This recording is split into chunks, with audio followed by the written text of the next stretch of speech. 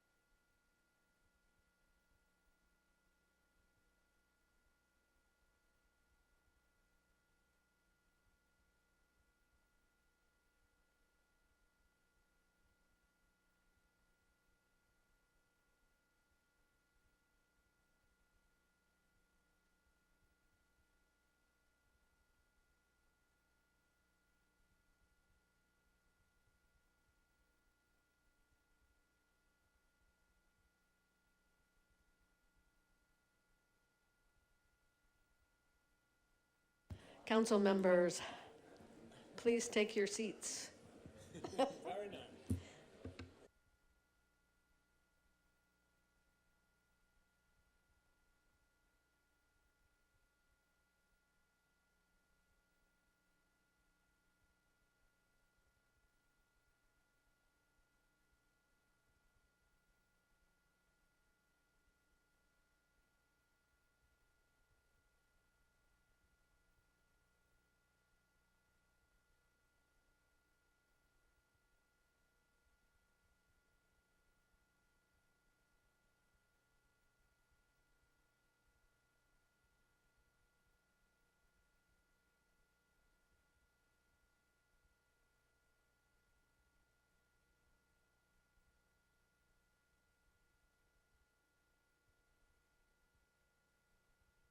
Are y'all ready? Okay. Good evening and welcome to the regular meeting of the Half Moon Bay City Council of Tuesday, November 7th, 2017. All rise for the Pledge of Allegiance.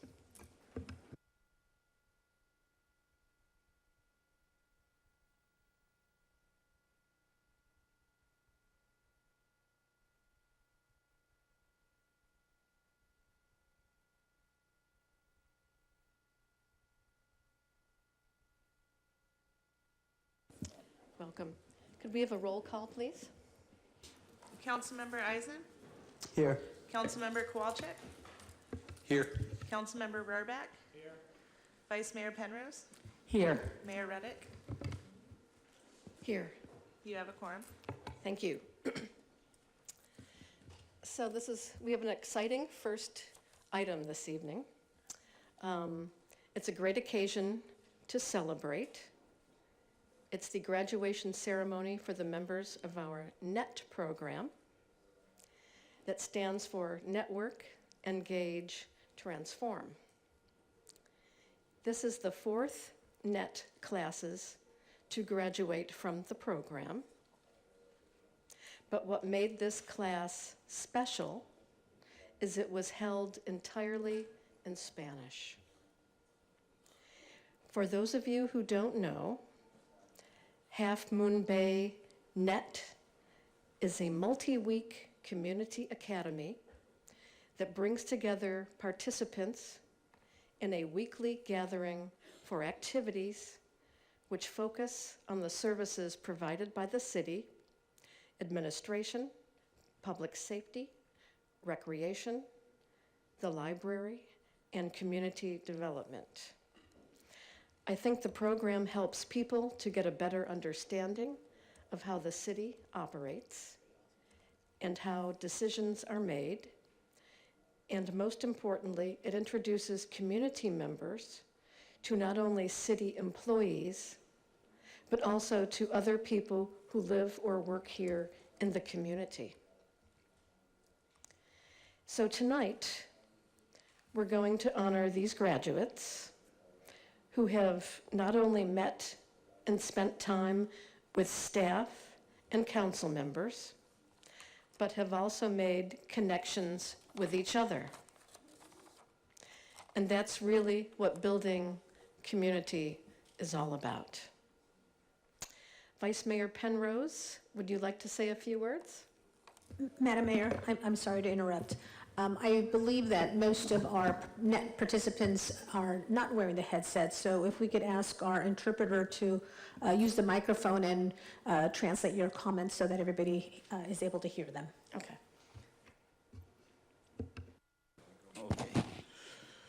Esta noche estamos honrando a los graduados de nuestra última clase, la última clase de la Academia Comunitaria NET, la clase de otoño del 2017. Deseo agradecer a los miembros de la clase de NET por venir esta noche, traer a sus amistades y familia para compartir esta celebración de su graduación en la nueva en el programa de participación comunitaria nuevo de Half Moon Bay. Tiene el propósito de ayudarnos a todos a hacer una red, involucrarnos y transformar nuestra comunidad. Su graduación, esta ceremonia de graduación tomará lugar durante la reunión del concilio y en unos pocos minutos. Pero deseo decirles que sé que ustedes han aprendido algunas cosas acerca de construir nuestra comunidad y lo han aprendido durante este programa. En beneficio de mis colegas del Consejo y mío mismo, los felicito a ustedes. Gracias nuevamente por unirse a nosotros y ahora en honor de la graduación de NET, vamos a tener un pastel. Ya lo hemos tenido. Yes. Buenas noches, bienvenidos a la graduación. Thank you, Mayor Reddick. I just want to tell this class, on behalf of the council and the city staff, how much we truly value the relationships we've developed Cuánto valoramos las relaciones que hemos establecido with those that we didn't know before, con aquellos que no conocíamos anteriormente and the relationships we've strengthened with those we did already know. y las relaciones que hemos fortalecido con aquellos que sí ya nos conocíamos. And we are thrilled with the way the members in this class have connected with each other through the course of the program. Estamos asombrados por la manera en que los miembros que participaron de este programa se han entrelazado entre sí, se han relacionado entre sí. Our hope is that you'll use these relationships Nuestra esperanza es que ustedes usen estas relaciones as we move forward together al estar moviéndonos, avanzando juntos, to help build community in Half Moon Bay ayudar a construir la comunidad de Half Moon Bay and maintain and improve the quality of life for everyone who lives and works here. y mantener y mejorar la calidad de vida de todos aquellos que vivimos aquí, Both for today and in the future. los que vivimos aquí ahora y los que vendrán en el futuro. I'd like to ask the council to come stand in front of the dais here. Quiero pedirle a los miembros del Consejo que se paren aquí delante de esta mesa, de este pupitre.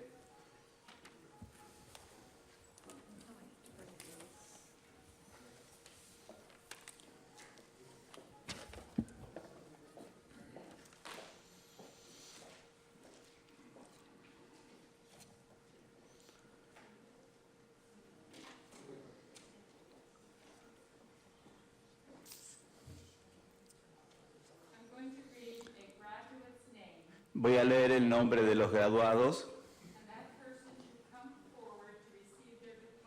y esa persona tiene que venir hacia adelante para recibir su diploma. And the rest of the council and the other council members would like to congratulate you. Y los demás miembros del Consejo quieren felicitarlos. Then after you've received your diploma, the council will stand with you for any photographs that you or your family may want to take. Después que ustedes reciban el diploma, los miembros del Consejo quieren estar parados junto a ustedes para sacarse una foto. Some of our graduates could not attend tonight, but we really want to recognize them for our audience and our TV viewers. So we'll read all the names as we go along. Algunos de los graduados no han podido venir aquí, pero tal vez nos están mirando por la televisión, pero vamos a estar mencionando sus nombres. Please come forward. María Acevedo. Por favor, pase aquí adelante, María Acevedo. No. Socorro Amezcua. Socorro Amezcua.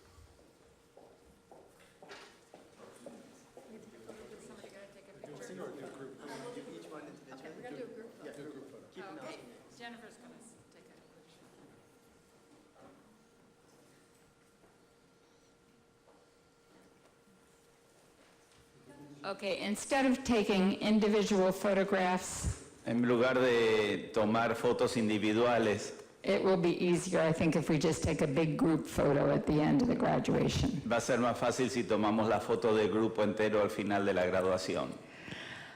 Marco Cervantes. No Marco. Graciela Cifuentes.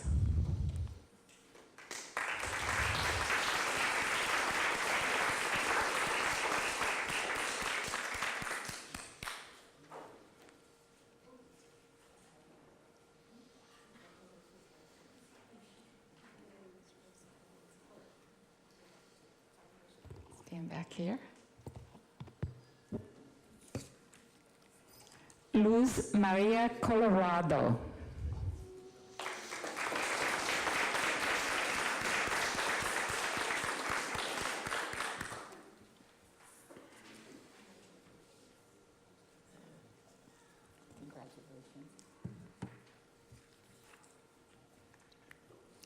Felipa Cortez.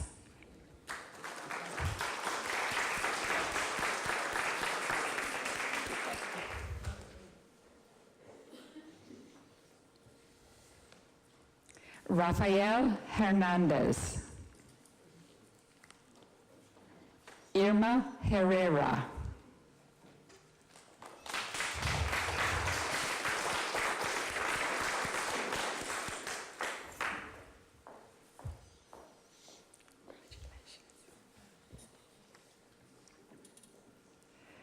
Margarita Ruiz Martinez.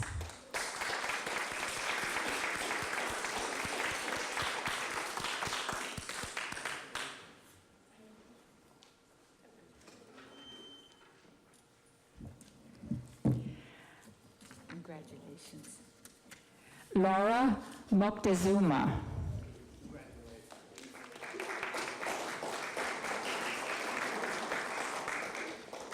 Armando Barriga Ponce.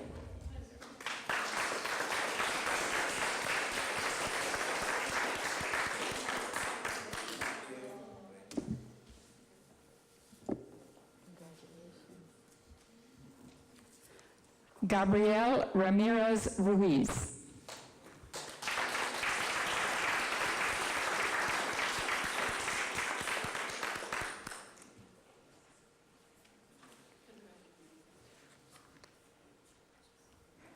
Yulisa Ramirez Ruiz.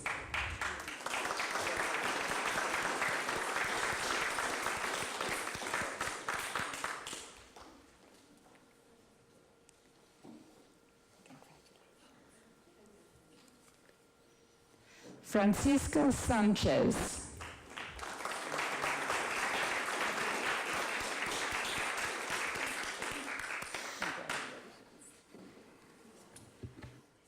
And last but not least, Maria Villaseñor.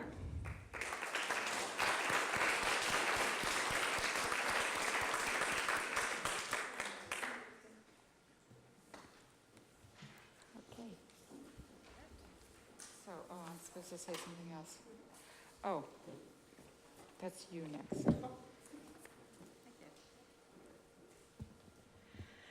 Thank you all. And again, we truly appreciate the time you have given us, and my hope is that you found it to be of value and that you'll use this as a jumping off point to do more great things for your community. Muchas gracias a todos y esperamos que esto haya sido de gran valor para ustedes y esto sirva para que sea como un pedestal para salir hacia adelante para mejores cosas en nuestra comunidad. How about a big round of applause for the net graduating class of 2017? Un gran aplauso para las clases que se ha graduado en 2017.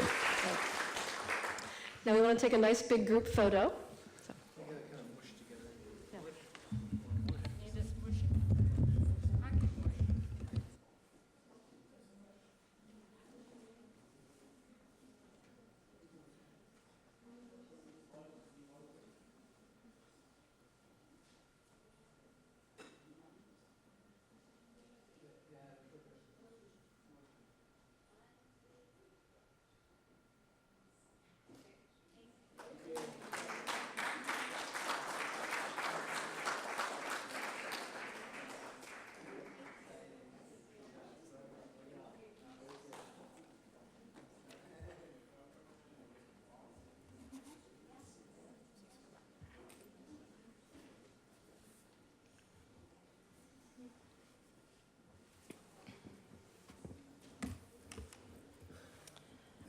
It looks like we have quite a few folks who would like to talk during public forum this evening. So I'm going to pass on Mayor's announcements of community activities and ask the, first of all, report out of closed sessions. We've had some closed sessions, but there's nothing to report out at this time. No action was taken. And I'll turn it over to the city manager for updates to the council. Thank you, Madam Mayor. We will try to be brief. We've got a few announcements and updates that we think are of value to the council and to the community. I also wanted to say, if there are individuals here who have not been to the council meeting here in the past, and I see some new faces, we do have simultaneous translation headsets in the back. Tenemos equipo para las personas que prefieren escuchar la reunión en español. Tenemos el equipo atrás si quieren recogerlo, si es que no han estado en esta reunión antes. No sé si lo necesiten, pero está disponible atrás. With that, I'd like to provide a quick update on the library. You can see the picture from the webcam that we have available. It is starting to get very much sealed. You will see the installation of the windows on the community room on the left picture here, and the installation of insulation is also occurring. Jessica dared me to say that quickly, and I didn't take the dare. Quick update in terms of the timeline. Again, you've seen this format in the past.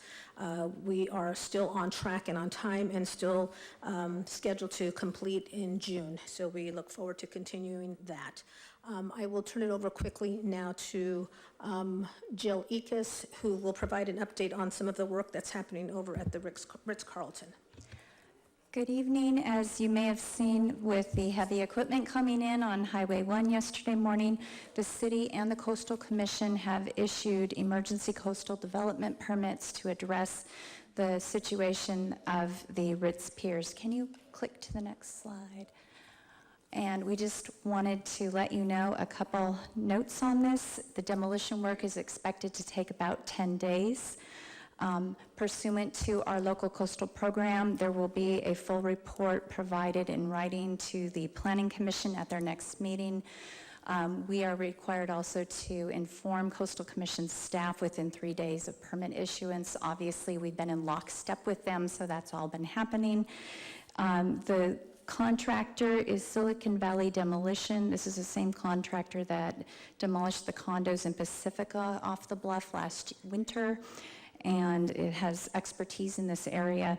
The coastal trail is being rerouted and will be going around the hotel to avoid the construction.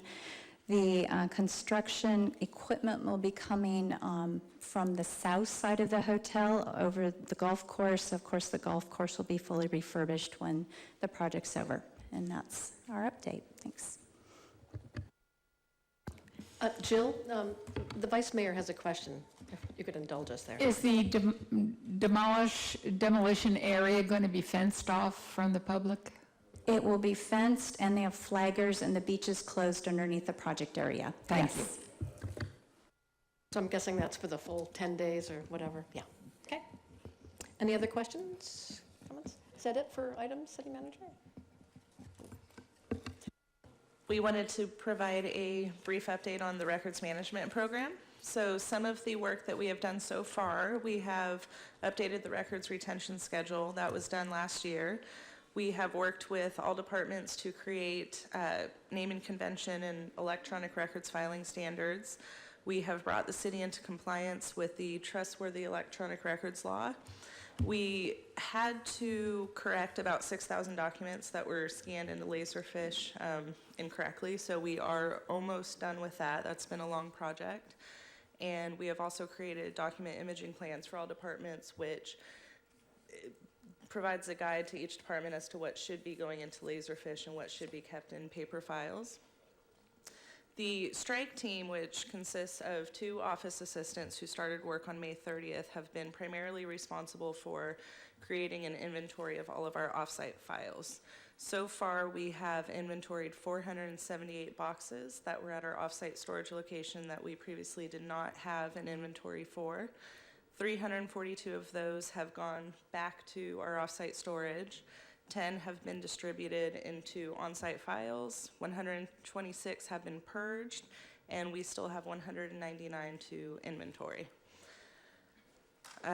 Additionally, we have created a file room for the city's legislative history documents. We have created a central subject file system. We have created various files in the city clerk's office that did not exist before. We now have agreement files that are on site. We have also created filing systems for recorded documents and historical documents. And in total, over the past few months, we have created 388 on-site files that did not exist previously, and the city is now in compliance with all records laws. And I have shown these pictures before, but why not show them again? This is what some of our filing areas looked like prior to this project, and this is what it looks like now.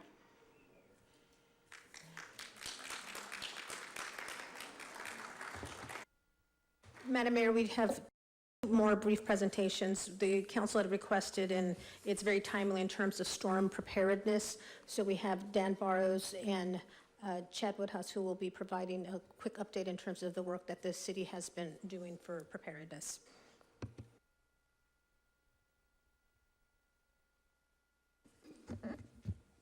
Good evening, Honorable Mayor, member of the City Council.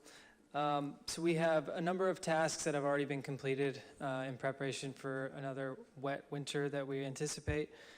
We've currently completed all of our annual ditch maintenance for most of the above ground swales, for all the stormwater to run off into the ocean.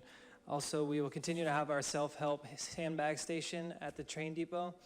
This is an area where residents who want to be proactive and protect their home or whatever in front of, from any sort of flooding, that they can go there and fill their own sandbags. We do have a stock of sandbags at the corporation yard, but we like to reserve those for emergencies when people are actively flooding, rather than just deplete them so quickly for people who are trying to be proactive. Staff has also been cleaning and clearing all storm drains and catch basins just to be prepared for any wet weather that comes, so that way there's no debris, unnecessary debris that's flowing into the system. Also, all staff has been recently trained for the National Incident Management System, and should there be some sort of a disaster, so to speak, or a storm to a certain level that warrants the opening of the EOC, everybody has been well prepared for such. Also, we do have a number of preparation measures that are still in progress. We are continuously pressure washing and inspecting all of our trash capture devices within the storm drain system. This entails going deeper than just the above ground grate that you see on top of the asphalt. This gets into a lot of the trash capture devices and connector pipe screens that help prevent a lot of that debris from continuously flowing, but it does build up in there, so once a year we have to get in there and clean it out real good, and this is the perfect time to do it before the rains are gonna come, so we're well prepared. Also, we are gonna be installing smart cover manholes. We have 5 of them that we've selected for some of our hotspot areas.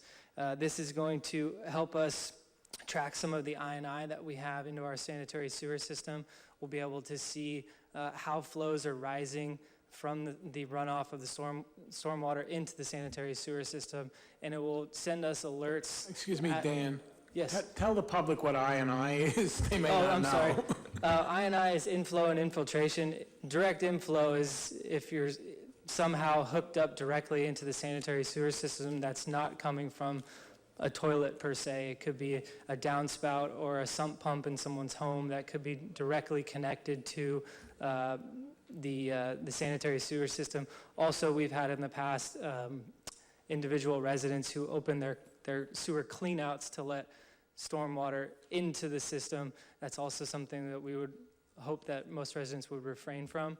The infiltration is areas where pipes may be cracked or there's some different settling in some of the pipes that just lets in certain groundwater that might be unknown to staff at this time, but it's inevitable, but it is something that it's a challenge for us that we're continuously aware of.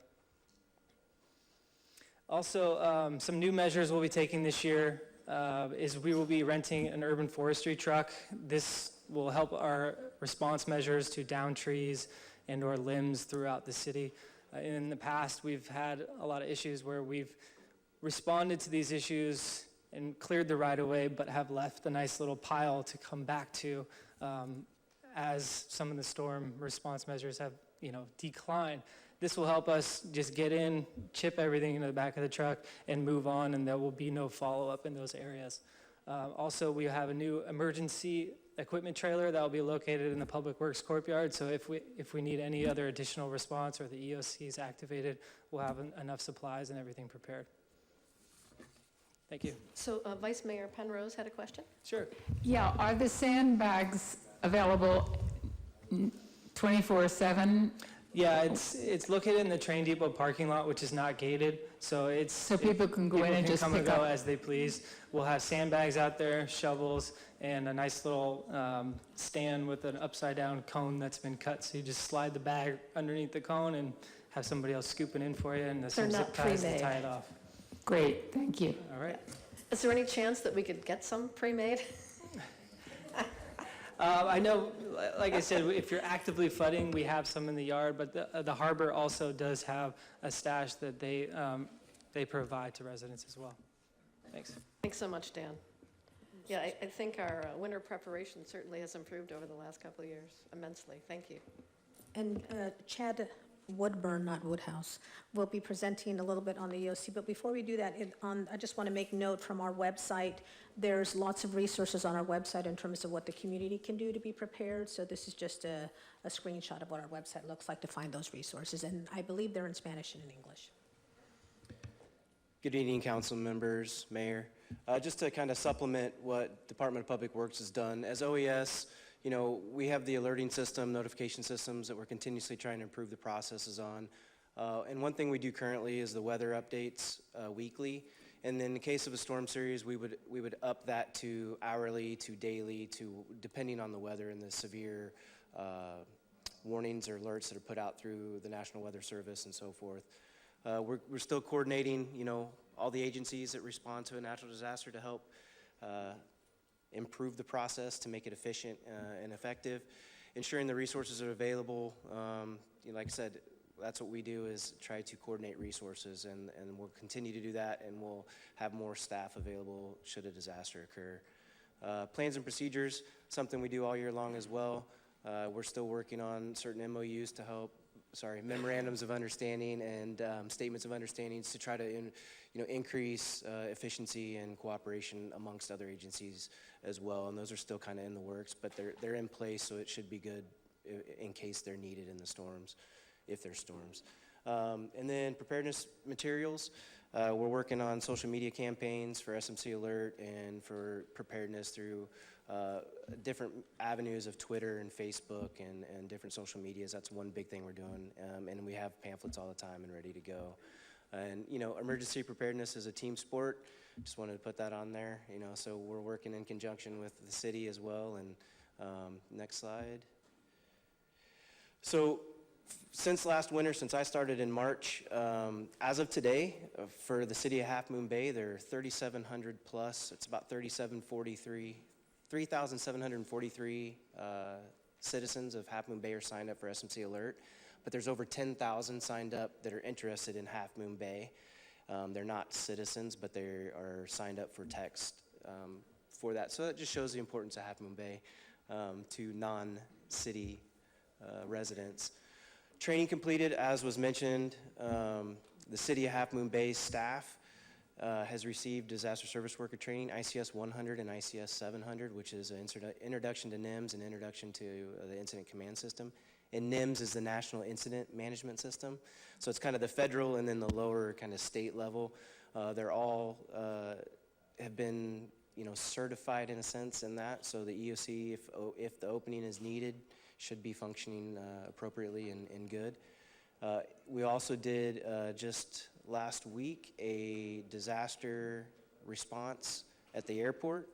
And it's through the DART. The Half Moon Bay Pilots Association is trying to establish a DART, which is a Disaster Airlift Response Team. So it's something that'll supplement, you know, on the coast. We're still trying to figure out their role. They're trying to figure out their processes, but it was a very good exercise. There was a lot of multiple agencies there: CAL, Fire, American Medical Services. OES was there. So it was a good thing. CERT, we had some of the volunteers there. And that's another thing that we have is the Coastside Emergency Corps was there. And the Coastside Emergency Corps is up and running. It's got a board almost in place. They're doing the process right now. So they've got the applications for an interim board. That interim board will serve until November.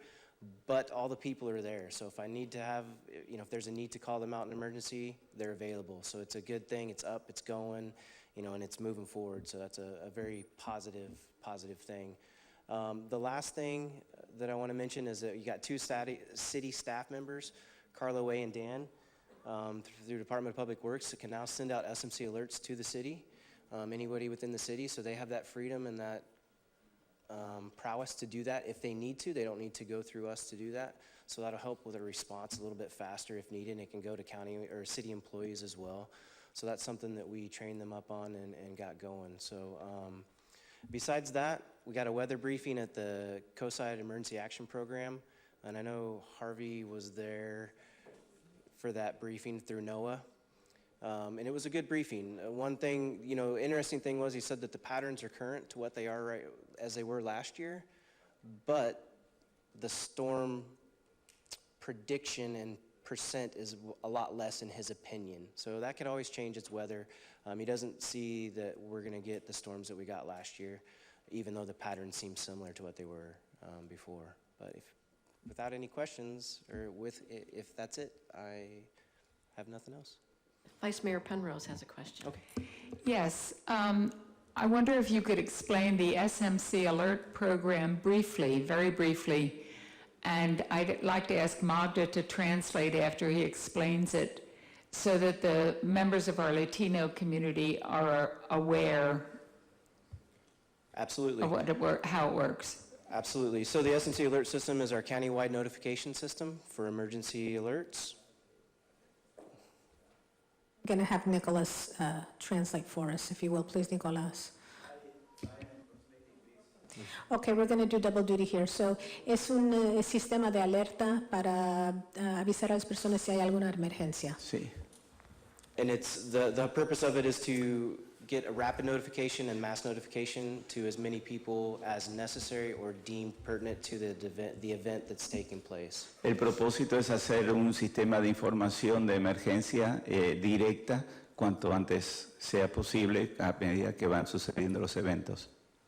And it can be done via text, telephone, or email. Puede ser hecho por medio de un texto, de llamada telefónica o un correo electrónico. Currently, it is not available in Spanish. We're working on a software program with Everbridge, and they're trying to figure that out. That's the one hiccup right now, is it's not currently available in that. The translation wasn't working right. En estos momentos no está disponible en español, aunque estamos tratando de lograr con una agencia de establecer un programa que esté funcionando. So it's absolutely something that we're working on that's kind of beyond our control. It's through the Everbridge corporation or company that actually, I don't know what they made SMC Alert System, or they made the Everbridge system. Estamos trabajando con una compañía que se llama Everbridge y que ellos son los que se ocupan de hacer este tipo de programas que en el momento no está funcionando. And if you can do, we have two ways of signing up. There's a rapid sign up, and it's a quick sign up, and you can text 888-777 with your area code, or zip code, I'm sorry. Usted puede registrarse rápidamente a través del área del código de área. Can you repeat the number? Yeah, 888. El número es 888-777 with your zip code. Con su código postal, el número de código postal. So any message that goes to that zip code, you'll receive it via text message. Cualquier mensaje que va a ese código postal, usted lo va a recibir a través de ese mensaje de texto en su teléfono. And then if you look up smcalert.info, y si puede buscarlo también en SMC Alert, en info. Yeah, .info online, that's a web page you can sign up at as Por well. internet, también es una página de internet a través de la cual usted puede registrarse. Thank you. You're welcome. Thank you. All right, thank you. All right. And then we just have one more, Matthew will present, but just for the council's information, all of our net grads signed up for SMC Alert during the program. Good evening, honorable council members. I'll be very brief. I just wanted to let everybody know that in October, the city was awarded a Civic Engagement Award from the Local Government Hispanic Network. We received the award at their annual meeting at the ICMA conference in Texas a few weeks ago. Next slide. I'll just share very briefly, LGHN is a group of, it's an organization that is a group of local government professionals of Hispanic origin primarily that work together to support each other and to provide best practices in local government, but especially working with Latino and Spanish-speaking communities. And the award, I'll share briefly, recognizes individuals and organizations that demonstrate insightful and sustained change in their communities through inclusive civic engagement practices. The goal is to identify best practices for civic engagement in local governments, nonprofits, and private sector partnerships. And the city was recognized for its extensive efforts over the last few years to engage the Spanish-speaking community here. Through the City Council's leadership, it's a priority, one of your special priorities this year. And through your leadership, staff has been able to really work hard on very specific Spanish outreach. We've developed a lot of Spanish language materials in our publications and advertisements and notices for different events. The recreation guide is now in English and Spanish, and all of our communication methods are bilingual. We have more Spanish-speaking staff now. As we see tonight, we have translation services at all of our public meetings to make all of our meetings as inclusive as possible. And mostly we were recognized for this wonderful NET program and the work that we're doing with the Latino community. We recognize that there's a lot of work to do, that we're just getting started in creating a community that's truly inclusive and includes all of our citizens. But this award is a great recognition of the dedication of this city council and the work of staff to really engage the Spanish-speaking community. And I think we're all very grateful for the work that we're able to do and improving our community and making it better for everybody. So I wanted to present you with this beautiful award that was presented to us, and thank you for making this a priority.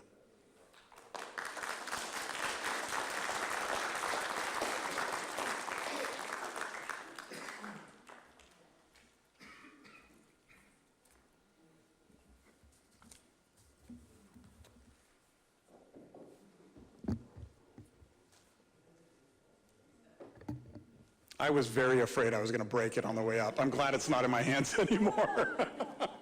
Thank you for that great presentation.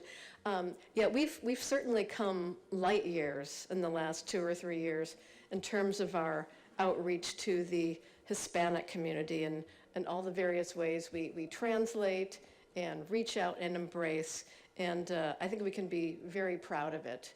And congratulations to staff and the community and the council for supporting this effort. It's really a very wonderful thing and a very positive note to start off our meeting.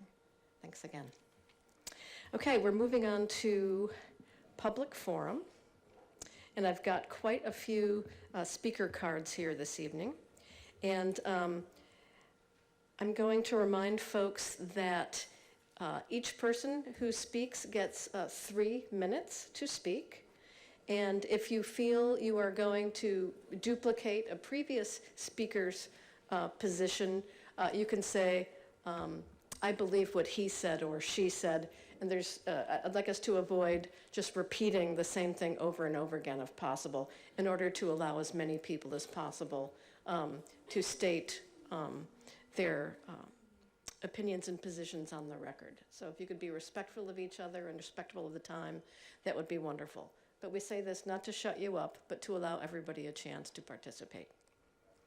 So the first speaker is Graham Howell. These are all public forum. For the opportunity to push the button first. There we are. Thank you very much for the opportunity to speak. I really appreciate it. As the council knows, there is a real concern over the plan to allow cultivation of marijuana on the coastside without a period of moratorium to really study the effect on our beloved town. One aspect for me, which has been a surprise, has been unintentional consequences that have been experienced in other areas of this country that have allowed the growing of cannabis. And that consequence is an increase in homelessness. Reading through the research, there are experiences like this in Colorado, Washington, District of Columbia.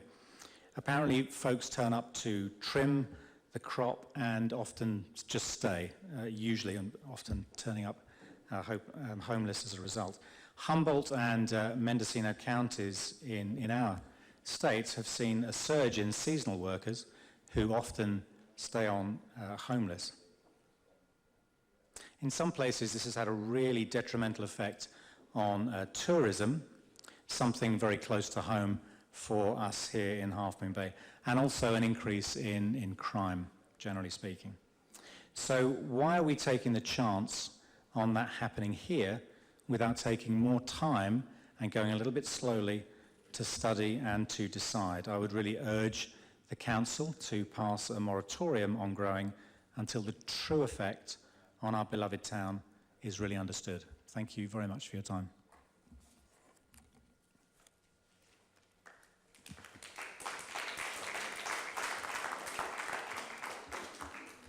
Don Vo.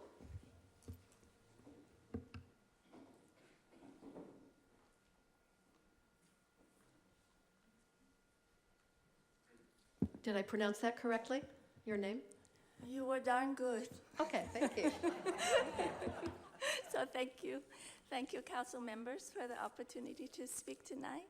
I echo a lot of Graham's concern regarding crime and homelessness, and I hope that as council members, that when we put you on the council, that you would help alleviate and reduce these problems instead of taking a direction that would increase the problems on the coast. I've been a homeowner on the coast for almost 20 years, and it was quite shocking to learn that about the cultivation of marijuana and the sales are being drafted into ordinances. And I also learned that the county is doing their own ordinance and the city is doing the other one. And this is a very small coastal community. And what you do at one end affects me at the other end. So I hope that the county and the city will get together and collaborate and go slow. No need to rush to experiment. All these cities, San Mateo, Woodside, Burlingame, Menlo Park, they're taking a step back, and we can take our time and come up with a unified and integrated plan that will suit the entire coast sides. I have a couple concerns. One is traffic, and I'm sure you've all seen the newspaper regarding the school bus.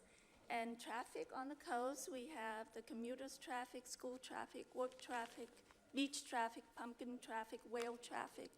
Now, let's not complicate more things with, I'm curious, will there be marijuana traffic with convoys going up and down? Drug couriers filling up orders from San Francisco and San Jose, something to keep in mind. The vice principal of the high school actually boarded the bus. And I'm sure you saw the article, but my daughter go to the high school, and we tally up the time it took a student from his door to from Montera to the Half Moon Bay High School. It's an hour and a half. So please keep our future generation in mind. An hour and a half is a long time for a student to spend on the bus just to get to school.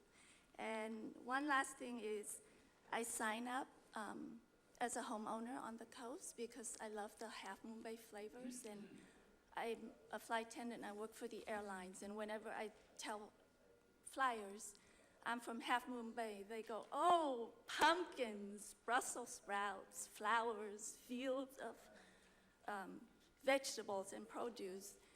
And if I say, "No, I live next to a marijuana nursery with Doberman and armed guards," it's a different flavor. So I hope the city council members would keep that in mind in your decision. Thank you. Thank you, Thong.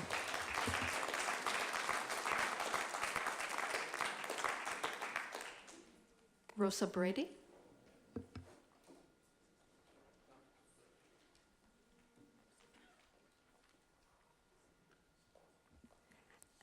Hello. First of all, thank you for letting me speak and for listening so patiently to all of us here in the community. My name is Rosa Brody. I'm a resident of Half Moon Bay. I've lived here in Half Moon Bay for about 20 years. I'm a pediatrician with the County of San Mateo, along with other members of the medical community who live on the coast, including my husband, Alan Brody, who's an emergency physician, my colleagues, Dr. Scott Morrow, the San Mateo County Health Officer, Dr. Rebecca Ash, a local internist. I am alarmed at the speed in which local government agencies are moving towards regulations that will allow commercial cannabis production and sales on the coast. Today's marijuana is more than simply recreational. It is addictive and can cause serious medical and behavioral conditions such as anxiety, depression, and cyclic vomiting syndrome. It has damaging effects on the young adult and adolescent brain, resulting in memory problems as well as impairment in cognitive abilities. Even more importantly, there are unwanted social ramifications of a local cannabis economy. As a parent, I'm petrified at the thought of people coming from over the hill to purchase marijuana on the coast, smoking at the beach or on our hiking trails, and driving back over the hill on one of our few and already too crowded highways. Studies from Colorado and other studies have shown a marked increase in traffic accidents and crimes in localities where marijuana is commercially available. And the last thing we need is to create an environment that contributes to unsafe driving conditions, more accidents, and more crime. As a doctor advocating for the physical and social health of our citizens, I plead with you to slow down, consider the moratorium for 2 or 3 years, and really study the pros and cons of allowing the commercial production and sale of cannabis in our treasured coastside communities. I am certain that a measured and comprehensive analysis will lead to the conclusion that any potential economic benefit would be outweighed by the risks to the health, safety, and quality of life of our coastside residents. Thank you very much. Thank you.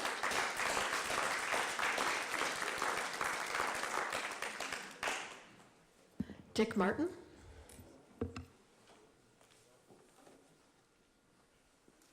Followed by Eric Hollister. Thank you and good evening. I'm Dick Martin. A couple quick takeaways. You know, we have a group that has been working on a constructive approach to the various issues and problems that you're working on here with the cannabis issue.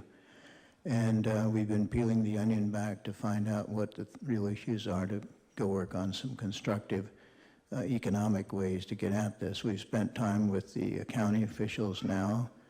several good sessions there, and we're coming up with some pretty good plans. So we just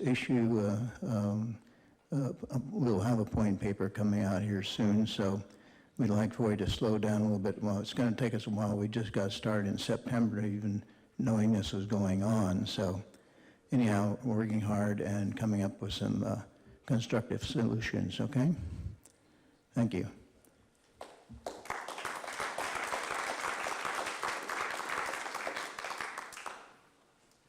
Eric Hollister, followed by Ann Martin. Honorable Mayor, City Council, thank you for hearing me tonight. I had a whole bunch of notes planned, but for the most part, I think I'm going to let the opposition sort of support my arguments that everything is emotionally charged. We've been doing this for about 8-9 months. This is November now. This has been talked about since January. I don't know where this speedy motion that you guys are being hinted at running cannabis through. A moratorium as, I think these folks that live, I'm guessing, but based on next door, the majority live outside of Half Moon Bay and will not sustain any tax benefits from this ordinance. If they had actually looked at what's going to happen, there's not going to be cannabis dispensaries on every corner. There's 3 properties, certain amount of square footage, commercial grows. If these parents, if these grandparents, if these worried citizens need the government to regulate their children, then maybe they shouldn't be in Half Moon Bay, the place of pumpkins, Brussels sprouts, flowers, which haven't been here since, I'm not sure, late 80s, early 90s. So what solution do we have for our farmers? Why don't you go to farmers market this Saturday, talk to your farmers, and see what they have to say, because they have a giant workforce that is about, 25, 30% of our population here that work here, that spend money on beer, on food, on burgers. That's the trickle-down effect, and that's where the city's going to make money. You want to listen to all these NIMBYs and all these people that don't even live in the city, that aren't going to sustain any of this tax money? Fine, that's fantastic. That's our political system. We enjoy it. We welcome it. But focus on the facts. Don't focus on the emotions. Really appreciate your time. Thank you.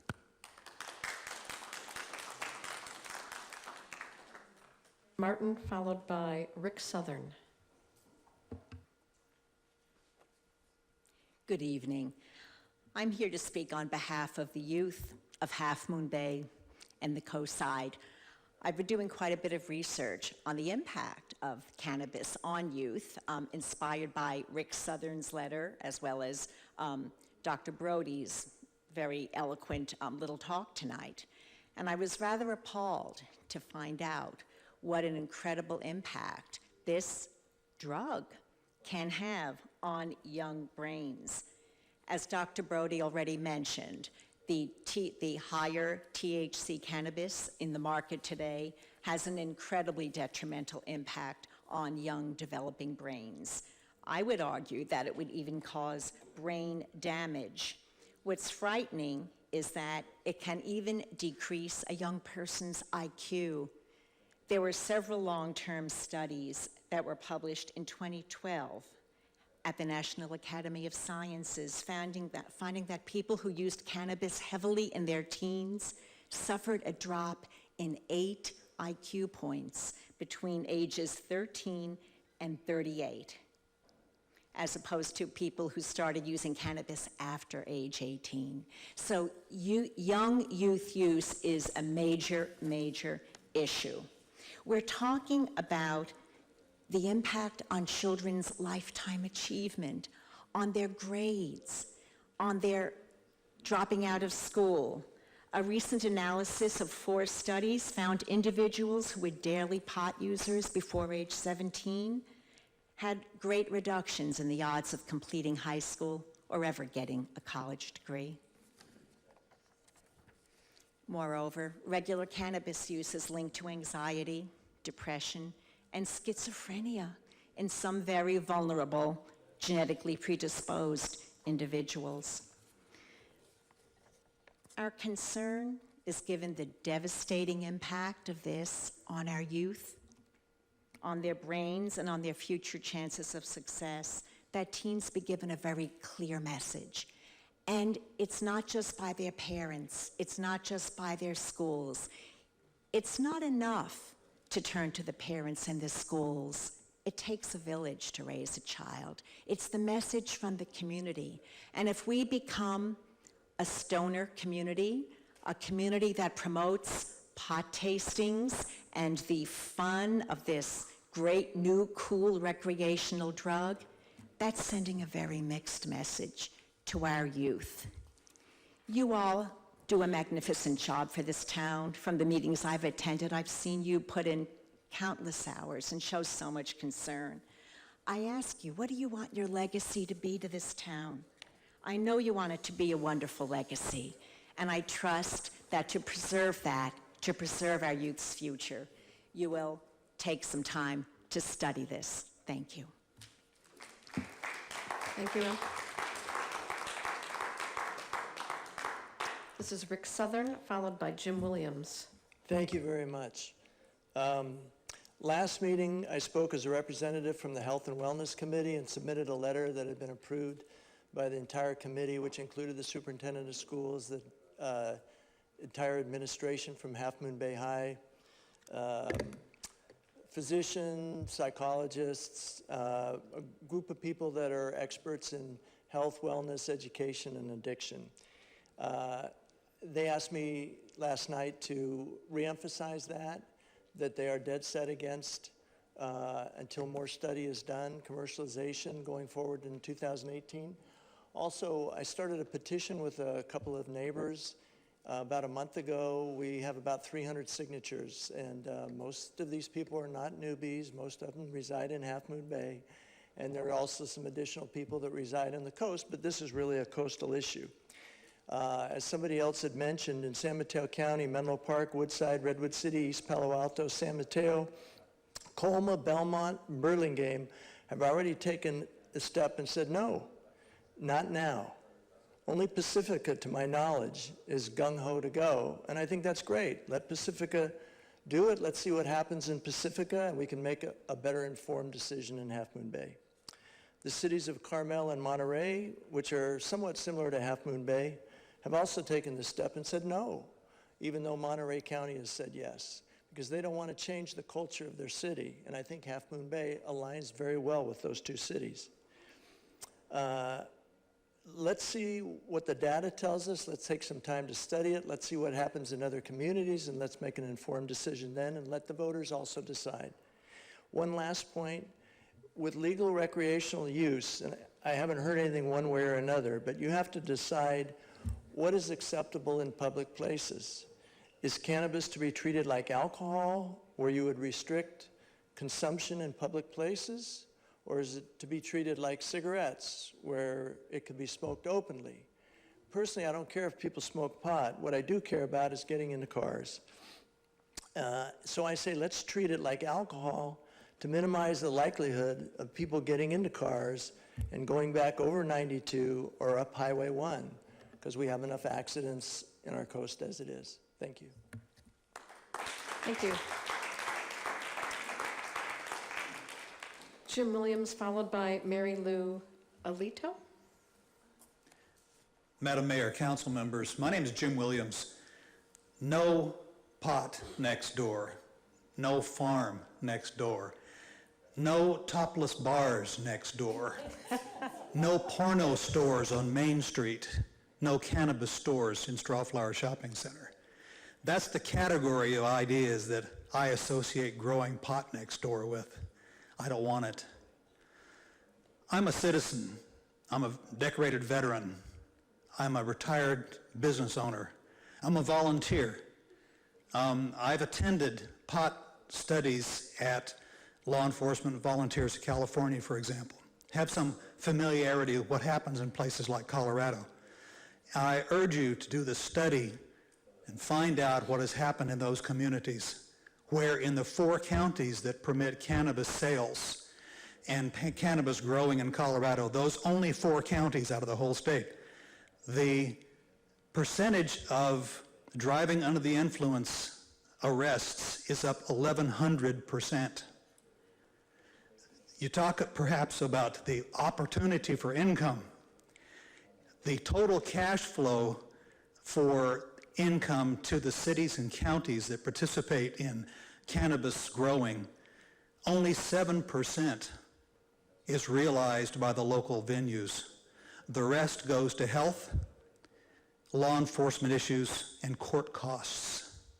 So I urge you to consider postponing action until you do a thorough study on the consequences of bringing this poison into our community. Thank you.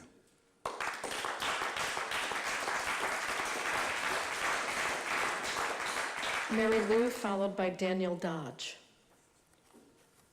Good afternoon. I have my glasses because they're prescription glasses, otherwise I can't see you, but good afternoon to all council members. I have mine written here. I wasn't interested in cannabis until I had retired because of my diagnosis, and my sister had cancer, and then I became more interested to know more about cannabis, medical marijuana. I even attended a workshop down in Plymouth, California, which was an 8-hour course and workshop for registered nurses so they can know more about treatment of marijuana. And I discovered a lot of things I didn't know about cannabis, you know.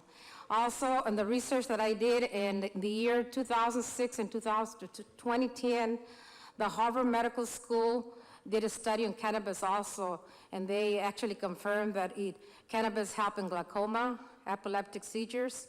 It prevents spread of cancer, slows Alzheimer's, and it eases the multiple sclerosis pain on patients, reduces hepatitis C side effects, treats inflammatory bowel, and helps in arthritis pain. It helps patients through chemotherapy, which my sister had. Chemotherapy, she would vomit a lot, and that would help. And it also regulates insulin production. It manages the calories. That's why you see more patients that smoke marijuana that are thinner. It is a study had confirmed that tobacco smokers, the lungs deteriorate faster than in cannabis, which increases the lung capacity. It is easier to gravitate cannabis than any other hard drugs, which are out in the streets.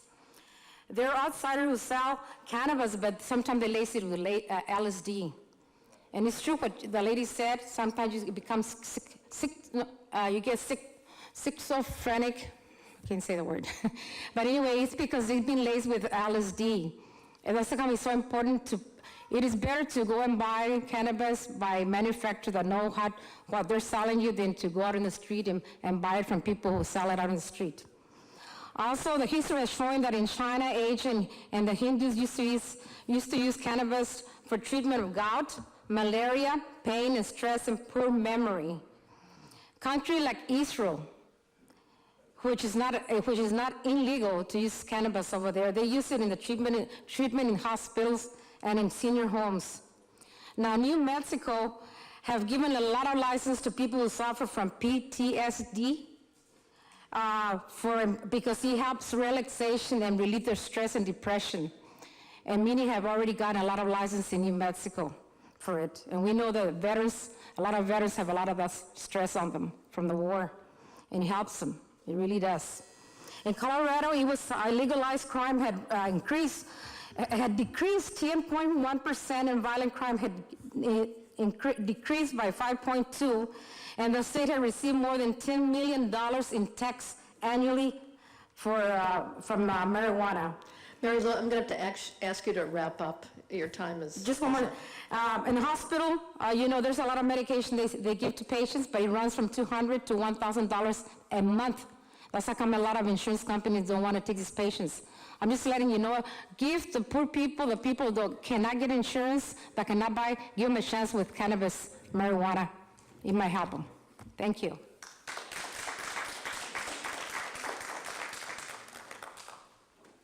Daniel Dodge, followed by Miriam Garcia. Good evening. Excuse me. I'm here to speak in support with others that you will hear this evening of medical marijuana, and ask you to agendize it on a further agenda for the cultivation dispensaries, however you want to do it so you can have that discussion in public. The medical cannabis industry is strictly regulated. It does allow for taxation of the industry. The industry has to adhere to zoning requirements administered by the city and the county. It also hires workers at fair wages. Medical cannabis provides access to community members who are in need of medicine for a variety of their needs. Both my parents, my mother, my mother-in-law, who have been diagnosed with cancer, were treated with the active ingredient called CBD, not the component of cannabis that common language will get you high. It has medicinal values and has been proven over and over again. In fact, the voters of the state of California actually passed 215 that allows for us to be able to have this conversation today. I just wanted to be able to say it does not cause rapid criminal activity in your community. Medical marijuana is not available to children. It's licensed and well regulated. You're in a position to be able to make the conversation forward in your city by agendizing this issue. So I would encourage you to look at the benefits of medical cannabis in your city, community, county. You're able to set the tax rate and dictate where that revenue goes. Don't let bad stereotypes hold up providing medicine to people in need. Again, the medical cannabis industry is heavily regulated and allows for taxation of the industry. So I would encourage you to support. It also brings higher wages to residents in the community. So please put this on the City Council agenda so that it may move forward. Thank you very much. Miriam Garcia, followed by Ashley Sanchez.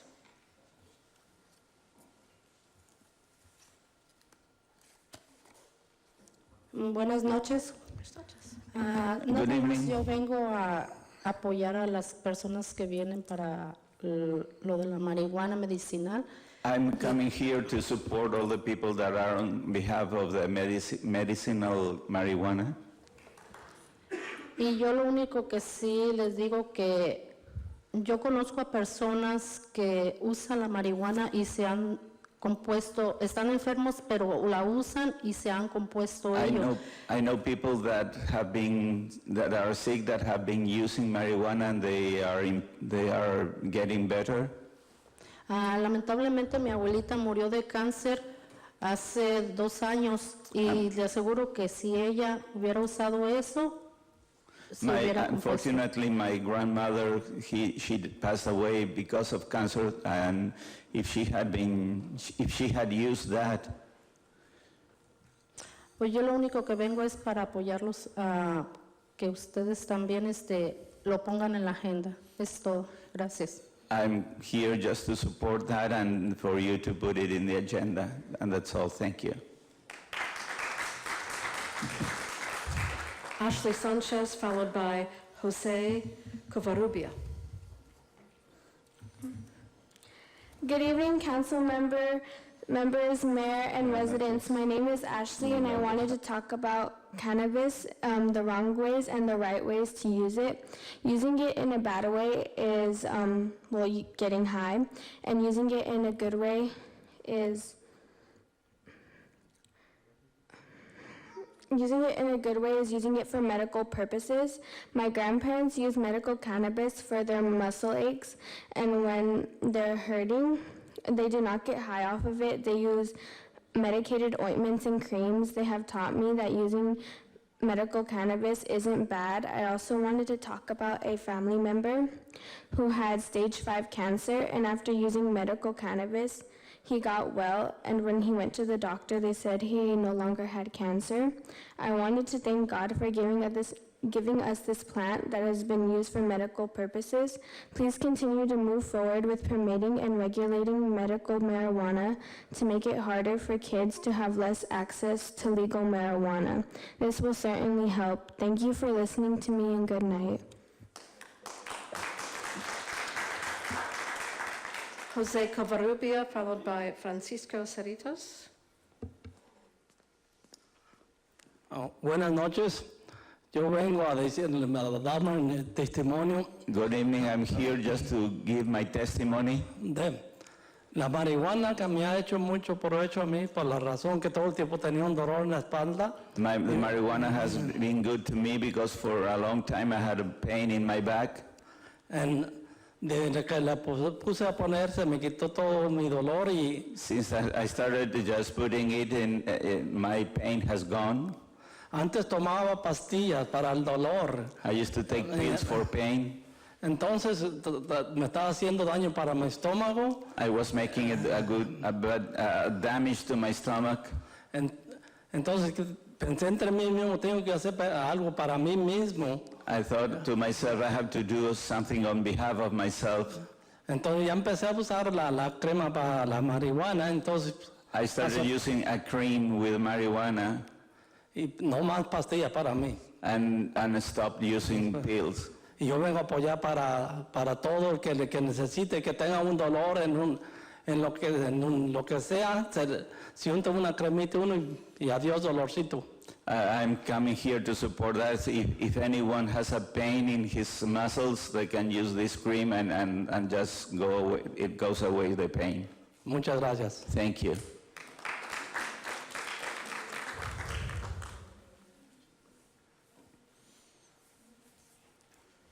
Buenas noches a todos, miembros del concilio. Good evening to everyone, members of the council. Los felicito por todo el buen trabajo que han hecho. I congratulate you for all the good work that you have done.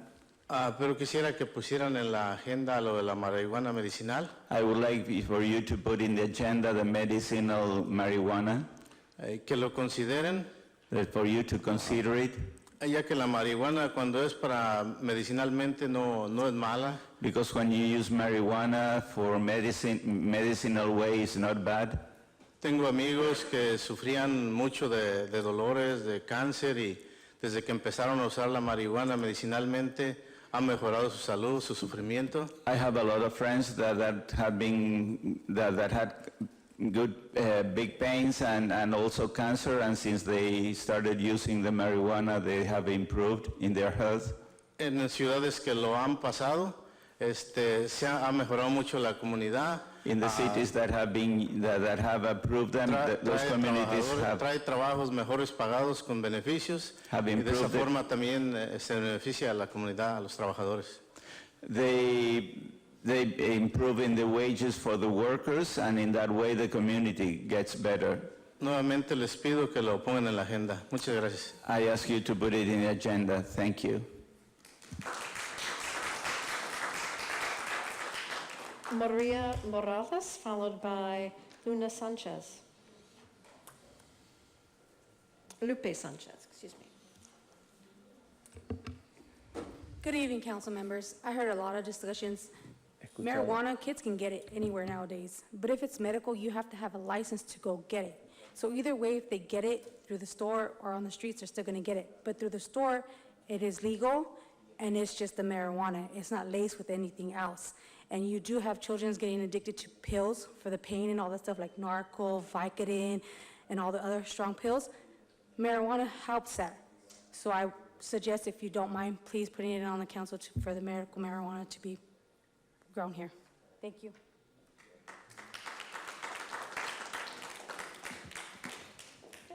Lupe. Good evening, council, mayor, and the audience. My name's Lupe, and a little bit of my background is that I've had about 18 to 20 years of clerical and administrative work, and obviously all those years have taken a toll on my body. I used to have a lot of back pain. At night, I would wake up with my hands all cramped up, went to go see the doctor, gave me all kinds of pills that just completely changed my life. I felt I was a zombie. My pain was still there. I just lost so many months, almost a year of my life that I didn't know what I was doing. I was lost because of all of this medication that I was given. And so finally, my husband read up on cannabis, and we decided to go get my cannabis card. And since then, it's been 2 years since I've used different ointments and oils for my pain. I'm completely not taking any pills or anything in, and it's made me enjoy my life. my pains are gone. I'm able to enjoy my grandkids, my older children, and thanks to cannabis, medicinal cannabis, it's helped me quite well to live a full life. And so I urge you to continue in the path that you're in to pass this ordinance, because if you use it in the right way, it's good for people. Obviously, there's bad people out there and that will use it the wrong way, but it will be heavily regulated that I think it's going to bring more benefits than bad. Thank you.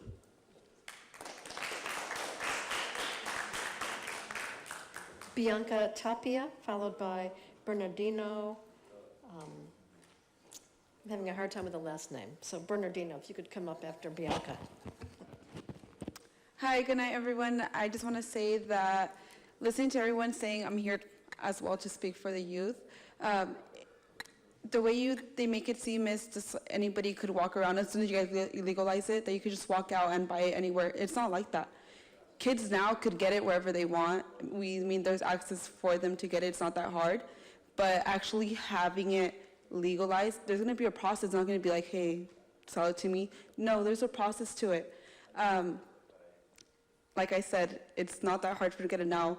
All the people that sell it illegally, it's going to be harder for them to sell it, and they're not going to have somewhere to buy it. And another thing is that it's going to bring jobs. There's not that many jobs here, so it's going to bring jobs for everyone. I just lost my job, and I feel like it's a great opportunity. And yeah, do your research, but I mean, it's here. You guys should put it in the agenda. I mean, there's been a lot of information. It's not that hard. Just put it in the agenda. Thank you.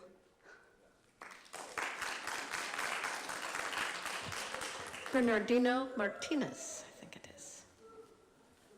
I think Bernardino has left. Edith Ruiz. Oh, Bernardino, okay. Followed by Edith Ruiz. Hola, buenas noches. Good evening. Yo apoyo la creación de la comunidad medicinal.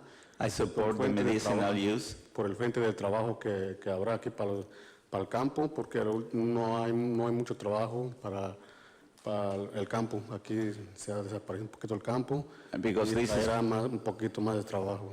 This is going to provide more work for us here in agriculture, because nowadays there is not that much.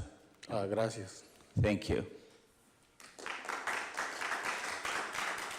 Edith Ruiz, followed by Rosa.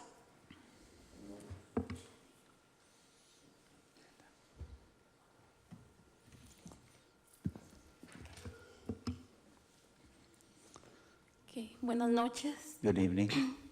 Yo apoyo el cultivo de la marihuana medicinal porque creo que va a ayudar a muchas personas con enfermedades y aliviar el sufrimiento de las personas que tienen cáncer. I support déjeme interpretar. Sí. I support the use of medicinal marijuana because that is going to help a lot of people that is suffering and also those cancer patients. A muchas personas que sufren de artritis y la marihuana ha sido una medicina que no les ha causado daños secundarios. There are many people that are suffering from arthritis, and marijuana has helped them not producing secondary effects. Y yo lo he visto como experiencia en mi hermana, porque ella ya no se podía levantar de su silla porque sufría de artritis y ahora ella ya puede caminar. I saw that in my sister because she was suffering from arthritis and she was in a wheelchair, and because of the use of marijuana she can now get up and walk. Por eso es que yo pido, ¿verdad?, que pongan en la agenda para hacer del cultivo de marihuana un beneficio para la salud. That's why I'm asking for you to put it in the agenda in order to make the use or the cultivation of marijuana a benefit for healing, Gracias. for health. Thank you. Gracias. Thank you. Is Rosa here?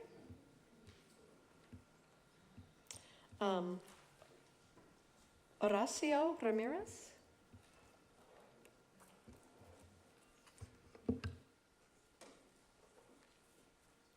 Buenas noches.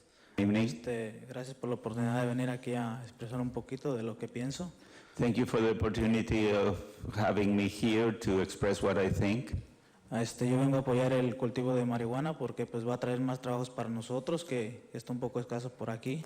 I am here to support the use of the cultivation of marijuana because it will bring more works that is very rare here nowadays. Y también sabemos que pues al cultivar aquí estas personas va a haber más trabajos y también va a haber beneficios para la comunidad.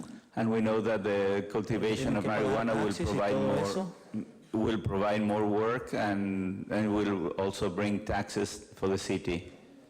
Y aparte de eso, pues también quiero platicarles un poco de lo que le pasó a mi hermano. Mi hermano se lastimó un pie. I also want to share about what happened to my brother.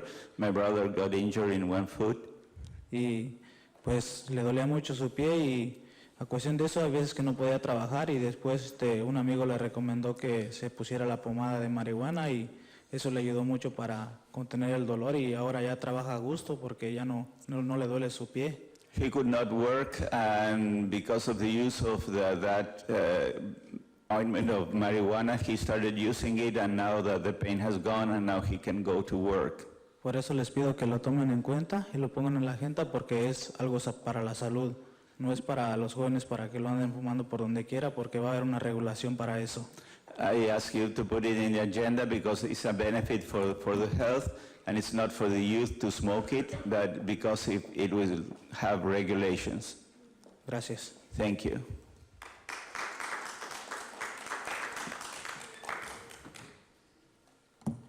Joshua Morales, followed by Ramon Romero Martinez.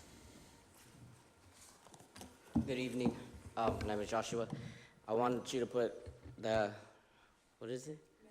Medical marijuana in the ballot because my stepdad, he actually passed away of cancer. He had stage 5 lung cancer. When he wasn't using it, he wouldn't eat. We'd be home. He wouldn't eat.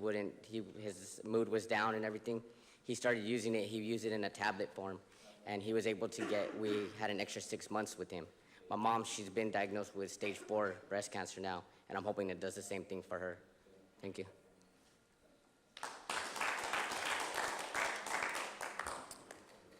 Ramon,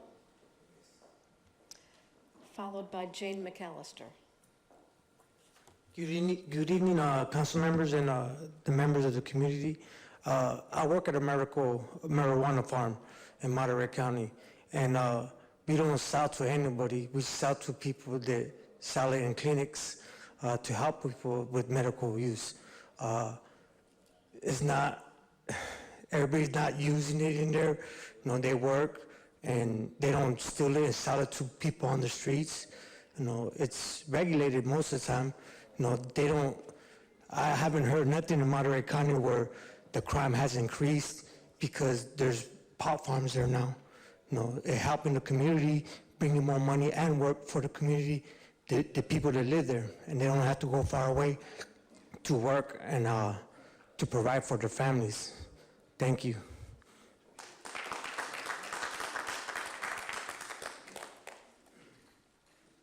Jane, followed by Dan Haggerty. Thank you. So I just wanted to say I don't think we're debating the legality of medical marijuana. A lot of us here just are wanting to talk about the ordinance that you're debating about having cultivation in the city limits here. I just wanted to clarify that because I'm not sure everyone's aware that that's what we're talking about. So I'm a mother of 2 sons, ages 8 and 13. And while I'm here tonight, my youngest is at a Cub Scout meeting, and he's fulfilling his requirement to speak and meet with a law enforcement officer. I'd prefer to be with him at his meeting tonight, but instead I am with you at a city council meeting to implore you to reconsider allowing any kind of cannabis cultivation, manufacture, or sales in Half Moon Bay. I have not heard a single compelling argument in favor of cultivation on the coast side, besides vague claims about hypothetical profits for a very few, and claims that 69% of coastsiders voted for, well, that's true, they voted to make cannabis legal. However, no one asked if they want it to be grown in their community. They voted for the decriminalization of pot, which is not the same thing as embracing it as a local crop. I have heard people speak about the value of marijuana as medicine and how access is important to them. Under Prop 64, access is no longer an issue. Any adult can grow up to 6 plants in his or her home. That seems like plenty for anyone who is wanting to use it recreationally as well. Medicinal deliveries will continue to be legal. Just because marijuana will be legal recreationally in January is not a good enough argument that it needs to be grown here. I have heard person after person raise questions about the potential environmental, moral, social, and economic costs to our community. I have heard people ask you to extend your current moratorium for a few years to fully study the impact on other communities before adopting cannabis cultivation here. I heard Mayor Ruddock speak passionately about a young person in Florida who was incarcerated for marijuana and how that experience is affecting her opinion of why Half Moon Bay should allow growing here. I was touched by her compassion. However, growing commercial pot in Half Moon Bay would not have saved that young woman's leap from her troubles with the legal system. Under state law, recreational cannabis use continues to be illegal for people under 21 or 18 and up with a medical card. And under federal law, it is still classified as a Schedule I narcotic, which is something that we just keep ignoring. So while I appreciate the mayor's compassion, that influencing moment is irrelevant to whether or not our community should embrace cannabis cultivation. Frankly, I'm not excited to raise my kids in a community that grows or sells commercial cannabis. I'd prefer to shift the conversation from how much cultivation and retail we're going to have in Half Moon Bay to how the laws will be enforced to keep smoking and vaping away from me and my kids. Thank you.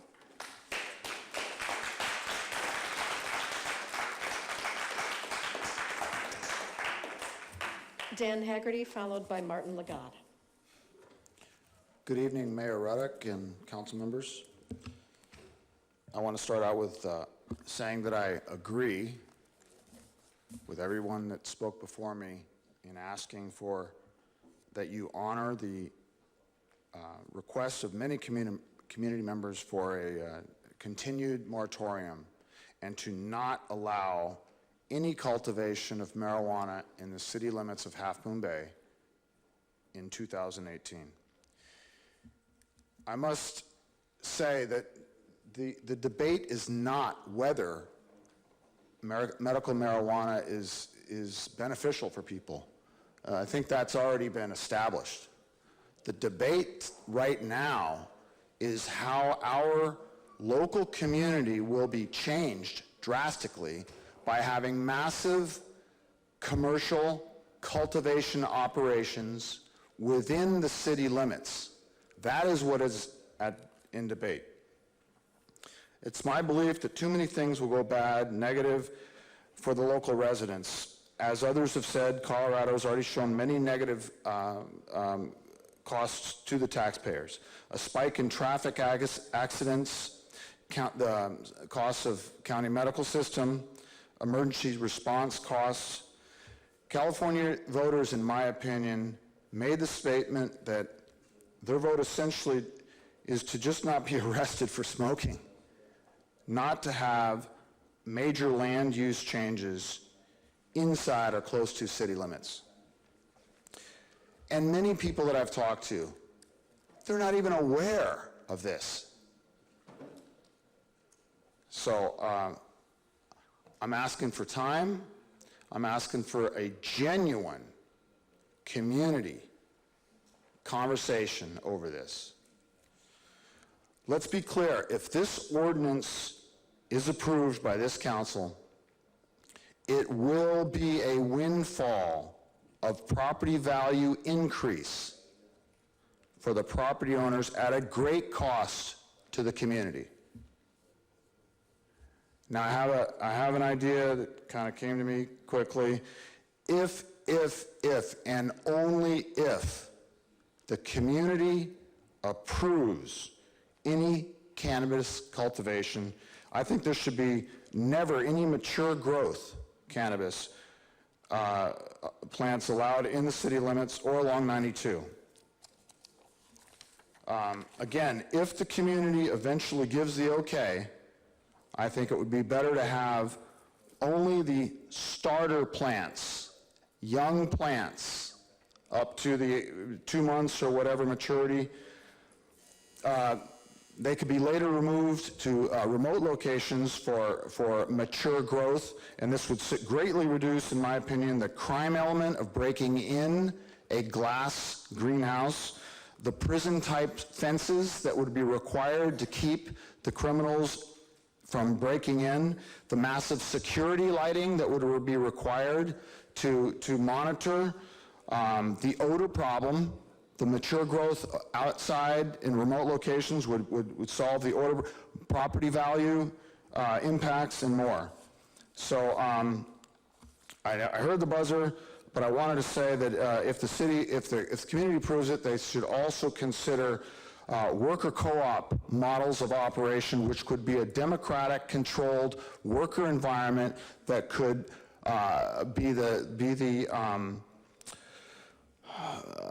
really be the protection from having a corporate takeover of the operation, and eventually, with all the pests that are involved with this growth, eventually, I can see it coming. There's going to be a genetically modified, a GMO marijuana that would be pushed if there was a corporate control.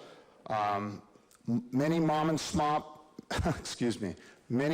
pop type operations, worker co-op ideas. We need more time to talk about this. 2018 is so much too soon. Thank you.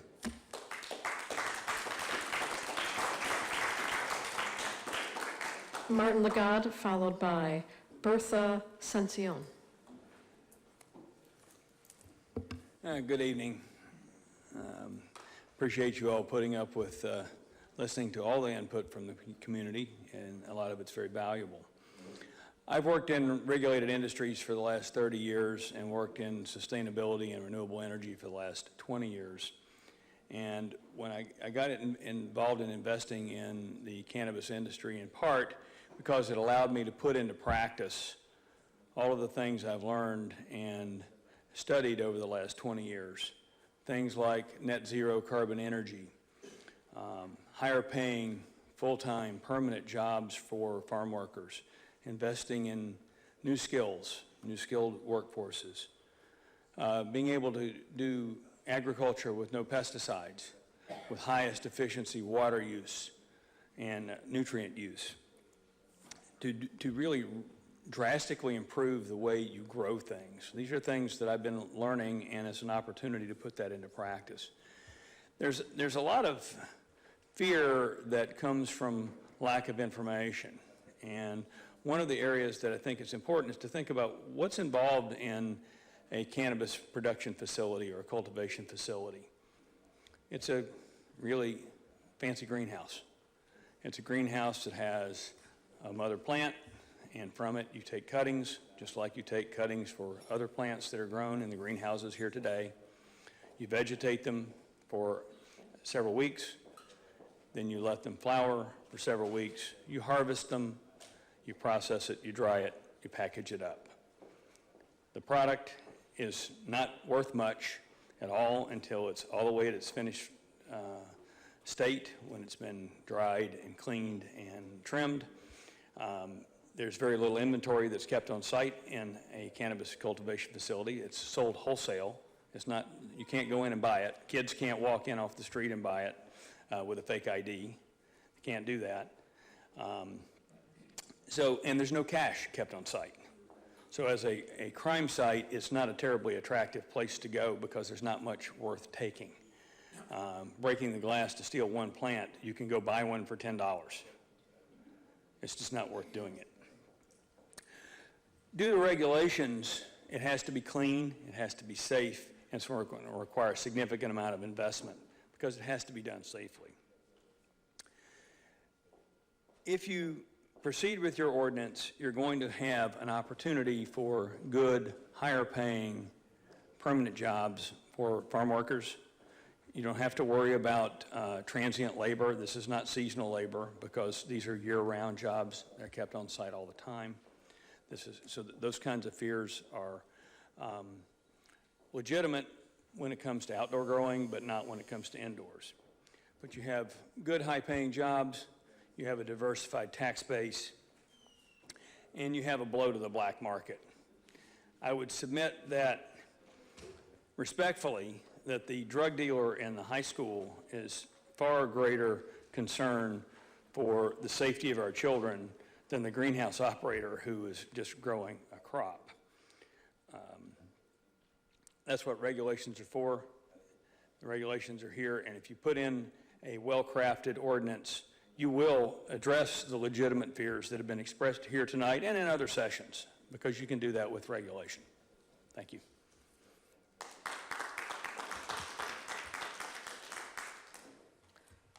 Bertha, followed by Francesca. Hello, my name is Bertha Ascension. I've been here in Half Moon Bay for over 35 years. I've seen the changes from a small, tiny town with zero growth to what it's now that we can't even move in our own town. I am completely opposed to the cultivation of marijuana since I am less than a mile away from what is Rocket Farms. I do not want my 6-year-old and my 11-year-old even smelling the item. I don't appreciate the smells. I don't like the effects that comes with that. I've seen family members be destroyed by this kind of marijuana growth. They start with marijuana, then move on to different drugs. I am completely opposed to this, although my sister had to use it because she had non-Hodgkin's lymphoma, and she did pass away, but that is part of life. We have to accept what God has given us, and we cannot be saying it's for medical use. Yes, we already know it's for medical use, and yes, it has been already approved by voters that we could have some of our own marijuana in our own backyard if we choose to. Like you said, it's up only 6 plants, and I think that's more than enough. I don't think that we need fields and fields or nurseries filled of this stuff that will ruin our youth. I am completely opposed, and I hope that you guys take this into consideration. What is really going to happen to our Half Moon Bay feeling? What is going to happen to our youth? What is going to be the outcome of legalizing marijuana? Are we going to have marijuana centers for rehabilitation in the future? Who's going to be putting the money out to have these rehabilitations for future generations if it gets approved by our city council? Please, please consider future generations. Thank you.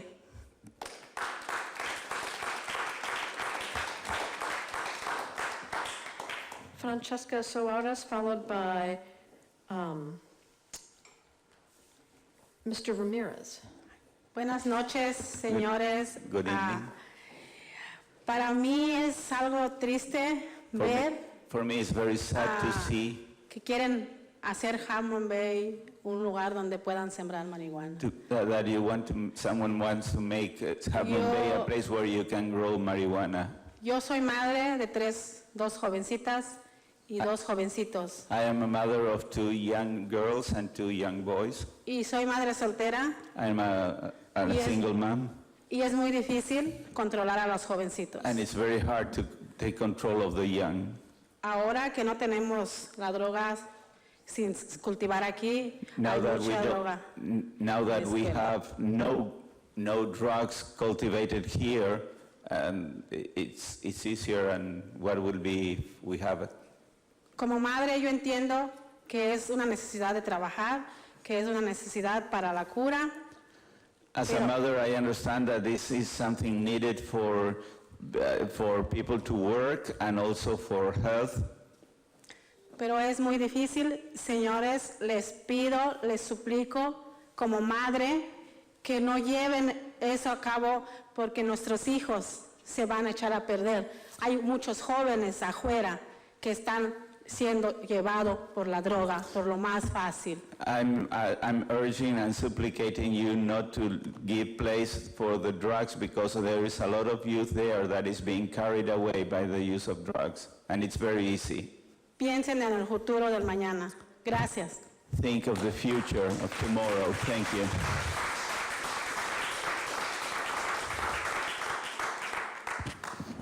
Buenas noches. Good evening. Quisiera tomar el momento para suplicarles a ustedes que tienen el control de nuestra ciudad. I want to take this time to supplicate to you that have the control of what's going on in the city. No dejen que planten marihuana de forma industrial o como una granja grande. Please don't allow the cultivation industrial or as a farm here in the city. Todos sabemos que la marihuana es medicinal. We all know that marijuana is something has a medical use. Es bueno. And it's good. Dejemos que la usen. Let them use it. But no dejemos que la crezcan acá. But don't allow it to grow here. Pueden poner una tienda afuera de la ciudad donde vendan sus medicinas, su pomada, cualquier cosa. You can have a store here where they can sell that creams or all those things for medicinal use. Pero no necesitamos una greenhouse llena de esta cosa que va a oler para todos, que nos va a crear tráfico, que va a crear que niños estúpidos vayan y quebren un cristal, después sean shoot por un policía. We don't need to have like a greenhouse here that will promote, would allow the youth to maybe enter and steal that and produce some shots with the police. Que unas cuantas personas hagan un montón de dinero a costa de nuestros niños. Because a few group of people are making a lot of money on behalf of on the use of our youth. Y lo más importante, and the most important thing, dejemos que la ciudad de Half Moon Bay, las personas que vivimos aquí, tomemos la decisión. Yo no voy a tomar las decisiones de las personas de Monterrey, de Pacífica. Solamente quiero que las personas que vivimos aquí tomemos la decisión. Let the people that live here in Half Moon Bay take the decision. Don't take into account what happens in Monterrey or in other cities, but let the people that live here take this decision on behalf of us. So, piénsenlo y ojalá que tomen la decisión que sea buena para todos. Think of it, and Gracias. I hope that you take the decision that will be good for all of us. Thank you.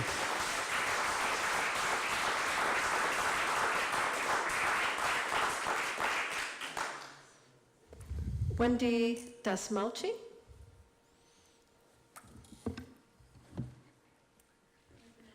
Good evening. This is my third time speaking, and my position is I would implore you to consider what you're doing, and a moratorium is a more appropriate path for our city. We have, obviously, some people will gain if they are allowed to cultivate cannabis, but many of us have to live in our community, and I live very close to Rocket Farm. I'm not sure, but I've heard some statistics that say that property values can be impacted if you're less than a mile from a greenhouse, and I think that's one issue. The impact on our city, the changing the nature of our town, the impact on our youth is of a big concern.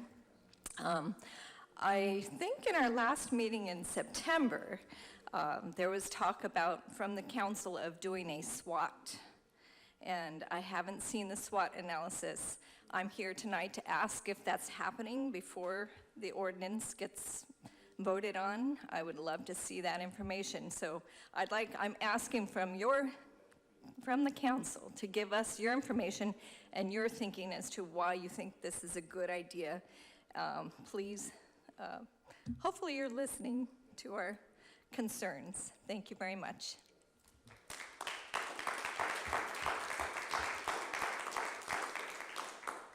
My final speaker tonight is Eric Harger. or Harger? Maybe you could tell me if I pronounced that correctly. Har- okay. This is like the Hatfields and the McCoys here. So council members, Mayor Ruddick, thank you for having me. I actually am not here to talk about that, although, does anyone see the irony of this? So we have spent, what, easily over $1 billion in advertising saying don't smoke. But pot's okay, I guess, and I just kind of think it's funny. But why don't we have any tobacco farms here? Huh, anyway. Okay, so that aside, I'm actually here to talk to you guys about, I'm working with some friends of Half Moon Bay. We're looking to raise money to put a pool in at the high school because the one that's there is terrible. It's too small for the water polo teams. It's too small for swim meets and the whole bit. So I want to start raising money from big companies over the hill, and I'd like to start with sending out a letter, and I was hoping to get just a simple endorsement from the mayor's office of Half Moon Bay that I can put on the letter. I've got Half Moon Bay boosters, they're on board.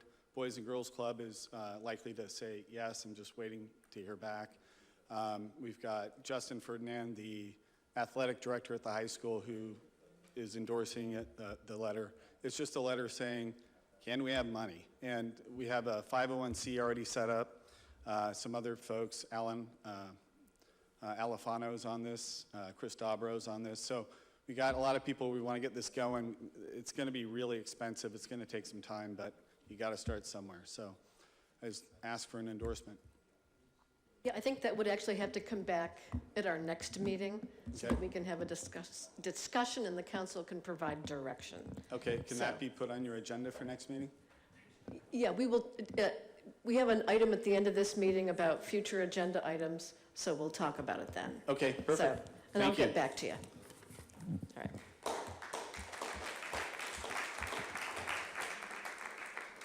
Okay.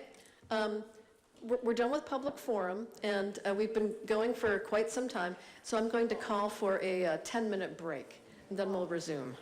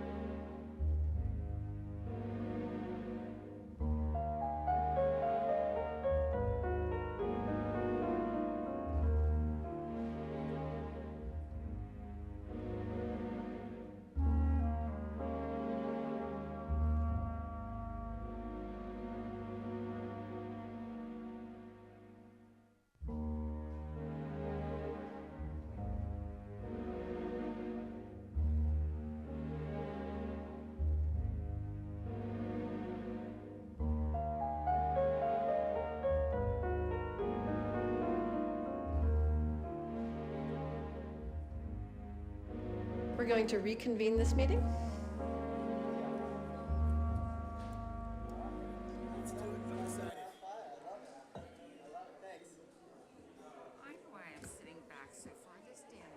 Yeah.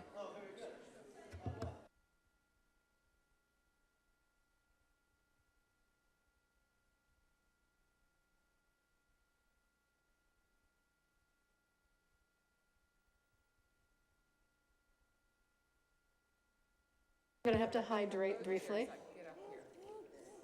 Hydrating. Hydrating.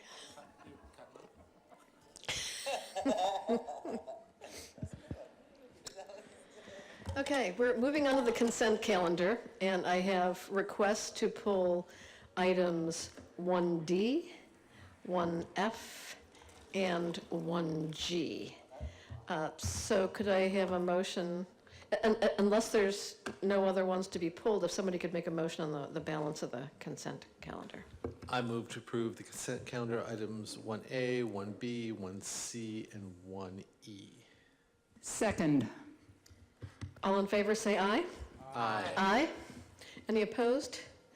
Motion carries unanimously. So those items are going to be moved to the end of the meeting. And so we're moving on to item 2A, which is introduction of an ordinance amending Chapter 3.88 of the Half Moon Bay Municipal Code related to certification requirements for massage therapists. Turn that over to staff. All right, Madam Mayor, council members, this is an item that was brought forward at the last meeting. The item is introduction of an ordinance amending Chapter 3.88 of the Half Moon Bay Municipal Code relating to certification requirements for massage therapists. I'll make this presentation brief because we discussed it at the last meeting. The council gave direction to move forward with amending the massage ordinance to essentially grandfather in massage practitioners who were lawfully practicing and permitted as of January 1st, 2015. So just as a reminder of what we are doing here, I'm going to sort of shift a little bit so I can remind myself of my slides. The proposed amended ordinance would eliminate the across-the-board certification requirement and allow grandfathering of established therapists who are in good standing. This proposal has been endorsed by the Sheriff's Office, who work closely with them to draft the language. It provides flexibility to the handful of non-certified massage therapists who are lawfully practicing in the city. Next slide. So this is in response to council direction. I do want to just highlight a few aspects of the ordinance. First is that it applies, as I mentioned, only to permitted massage therapists who have been practicing since January 1st, 2015. There was some discussion at the last meeting recognizing that some folks' permits have expired this year, and we were careful in crafting the language to ensure that that would not mean that they're no longer in good standing. So we chose that date, January 1st, 2015. We do have sort of this finite proposed amnesty period, if you will. In consultation with the Sheriff's Office, they did want to have this ordinance provide a finite date by which the practitioners would actually need to go and register, and so that date is February 1st, 2018. The Sheriff's Office does intend to provide outreach to the handful, and I'm talking less than 10 individuals who we understand will be seeking this grandfathering status, that we'll reach out to them to make sure that they are timely registered by that February 1st date. This grandfathering would apply only to those who are in good standing, and we made sure to provide a definition of good standing, that this would be through reference to the actions that would result in actual revocation of the city registration certificates. And these actions relate specifically to one's fitness to practice massage, so that we're not talking about someone gets a traffic ticket, for example. And this would require exempt therapists to obtain state certification if their exempt therapist permit is revoked. So basically, they would have to go back to the drawing board, if you will, and get that certification if their registration is revoked. So that concludes my presentation. Happy to answer any questions. I would recommend that you conduct a public hearing and introduce on first reading the ordinance amending Chapter 3.88 relating to certification requirements for massage therapists. So I'm going to open the public hearing. At this moment, I don't have any speaker cards. The hearing is now open on this item. Is there anyone here who wishes to come to the podium and address the issue? Hearing none, I will, do I continue the public hearing to the next meeting or actually close it for this? You may close the public hearing. I'm closing the public hearing and bringing back the item for discussion by the council or questions. Vice Mayor Penrose. Yes, I'm thrilled with the ordinance. The massage therapists that have been practicing in our town for 10, 20, 30 years are a wonderful addition to the health and welfare of our community. They're citizens in good standing, good people, very talented, and I'm thrilled to see that they can be grandfathered in. So I am in favor of the amendment. Councilmember Kowalczyk. So is this the introduction, or do we need an introduction and a vote? We need an introduction and a vote. I move to introduce the ordinance as recommended by staff. I'll second. I'll take a roll call, please. Councilmember Eisen? Yes. Councilmember Kowalczyk? Yes. I'm messing with this now. Councilmember Rohrbach? Yes. Vice Mayor Penrose? Yes. Mayor Reddick? Yes. Motion carries. Thank you. All right. So we're moving on to item 2B, which is introduction of an ordinance adding chapter 14.70 to the Half Moon Bay Municipal Code, establishing an expedited permit process for electric vehicle charging stations.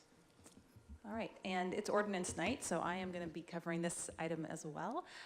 This is an introduction of an ordinance, and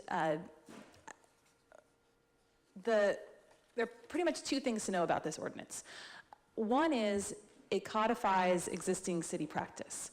So the cities have been told by the state that they need to have expedited processing for electric vehicle charging stations.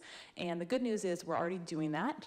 As you may have noticed in the staff report, the city has processed 8 applications so far for electric vehicle charging stations at residential and commercial facilities, and those have been done on an expedited and ministerial basis.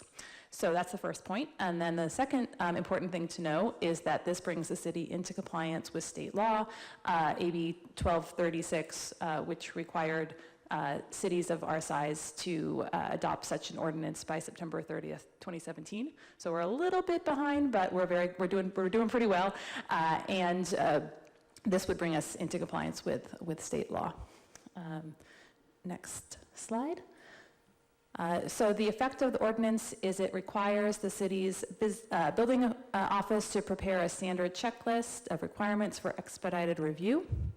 And the city has some experience with this because fairly recently the state adopted a similar type of statute regarding solar, rooftop solar. And so this process would be quite similar to that with a standardized checklist.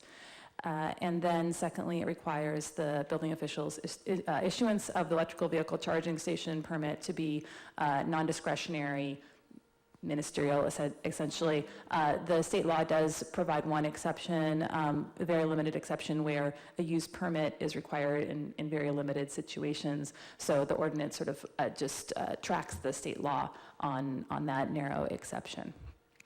So with that, that's the conclusion of my presentation. And again, I would recommend that the council conduct a public hearing and introduce on first reading the ordinance adding chapter 14.70, expedited permit processing for electric vehicle charging stations.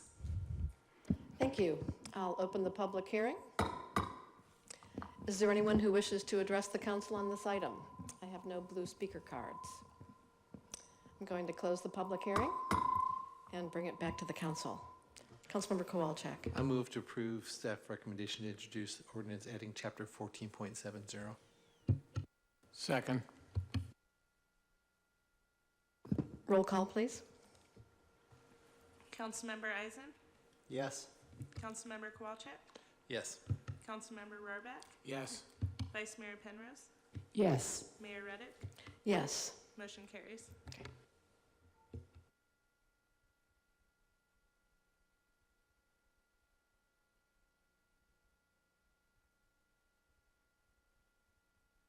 So this item is 320 Church Street, also known as Creekside, tentative subdivision map, coastal development permit, and use permit.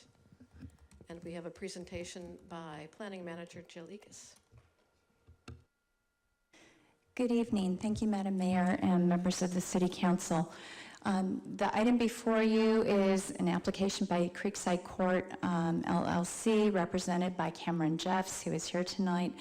The nutshell is the proposal includes the subdivision of 2 lots into 12 parcels for future residential development. Your staff report is quite in-depth, and so I can do a breeze through, and if you'd like me to stop and dig into this a little bit more, I can. But I do want to put a couple things into the record just to make sure we have them, and so we'll get I going. think a breeze through would be okay, unless you do differently. Good. All right. Okay, so we're going to touch on background, a little bit of project description. We're going to acknowledge the analysis that's in the staff report on all the different categories that need to be covered. And of course, we have a recommendation. I do want to note that although this is a new project to be considered on its own merits, it does have highly relevant and recent history that's been detailed in your staff report.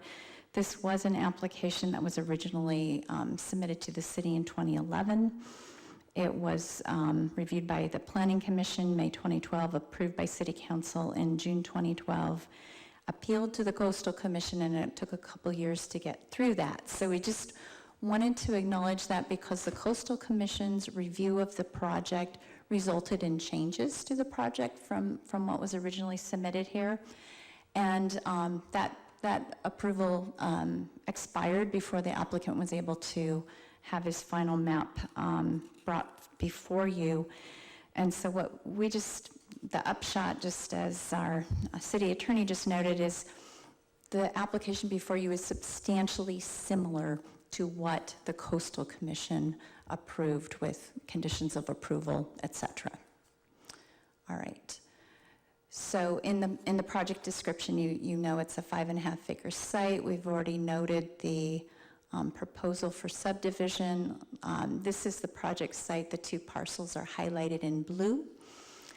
And this is in the commercial downtown zoning district. You can see that Pilarcitos Creek is along the north boundary of the site. And of course, we're very near the project site. It's just right over on the other side of our Shoreline Station parking lot. Access to the site would be from Church Street. The tentative subdivision map was provided in a reduced size for your packet. You can see the proposal includes this private access drive, then these parcels that go back to the creek, and there are proposed to be 10 for single-family development, plus these 2 up here, which are both proposed to have triplexes. This is a turnaround that's acceptable for emergency vehicle turning, and then there are a number of little lines that you can see throughout this property. One in particular is the 50-foot riparian buffer off of the edge of the riparian vegetation.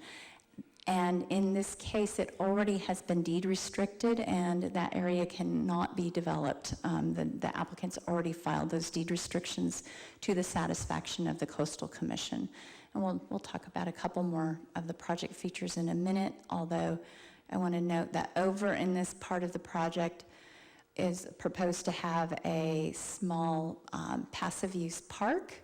And then right here, we would have an on-site drainage swale.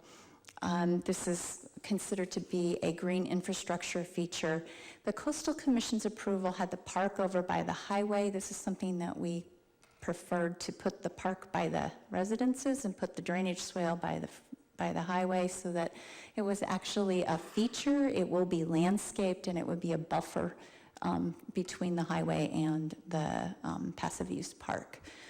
And I talked to staff there, and they were okay with that change. Okay.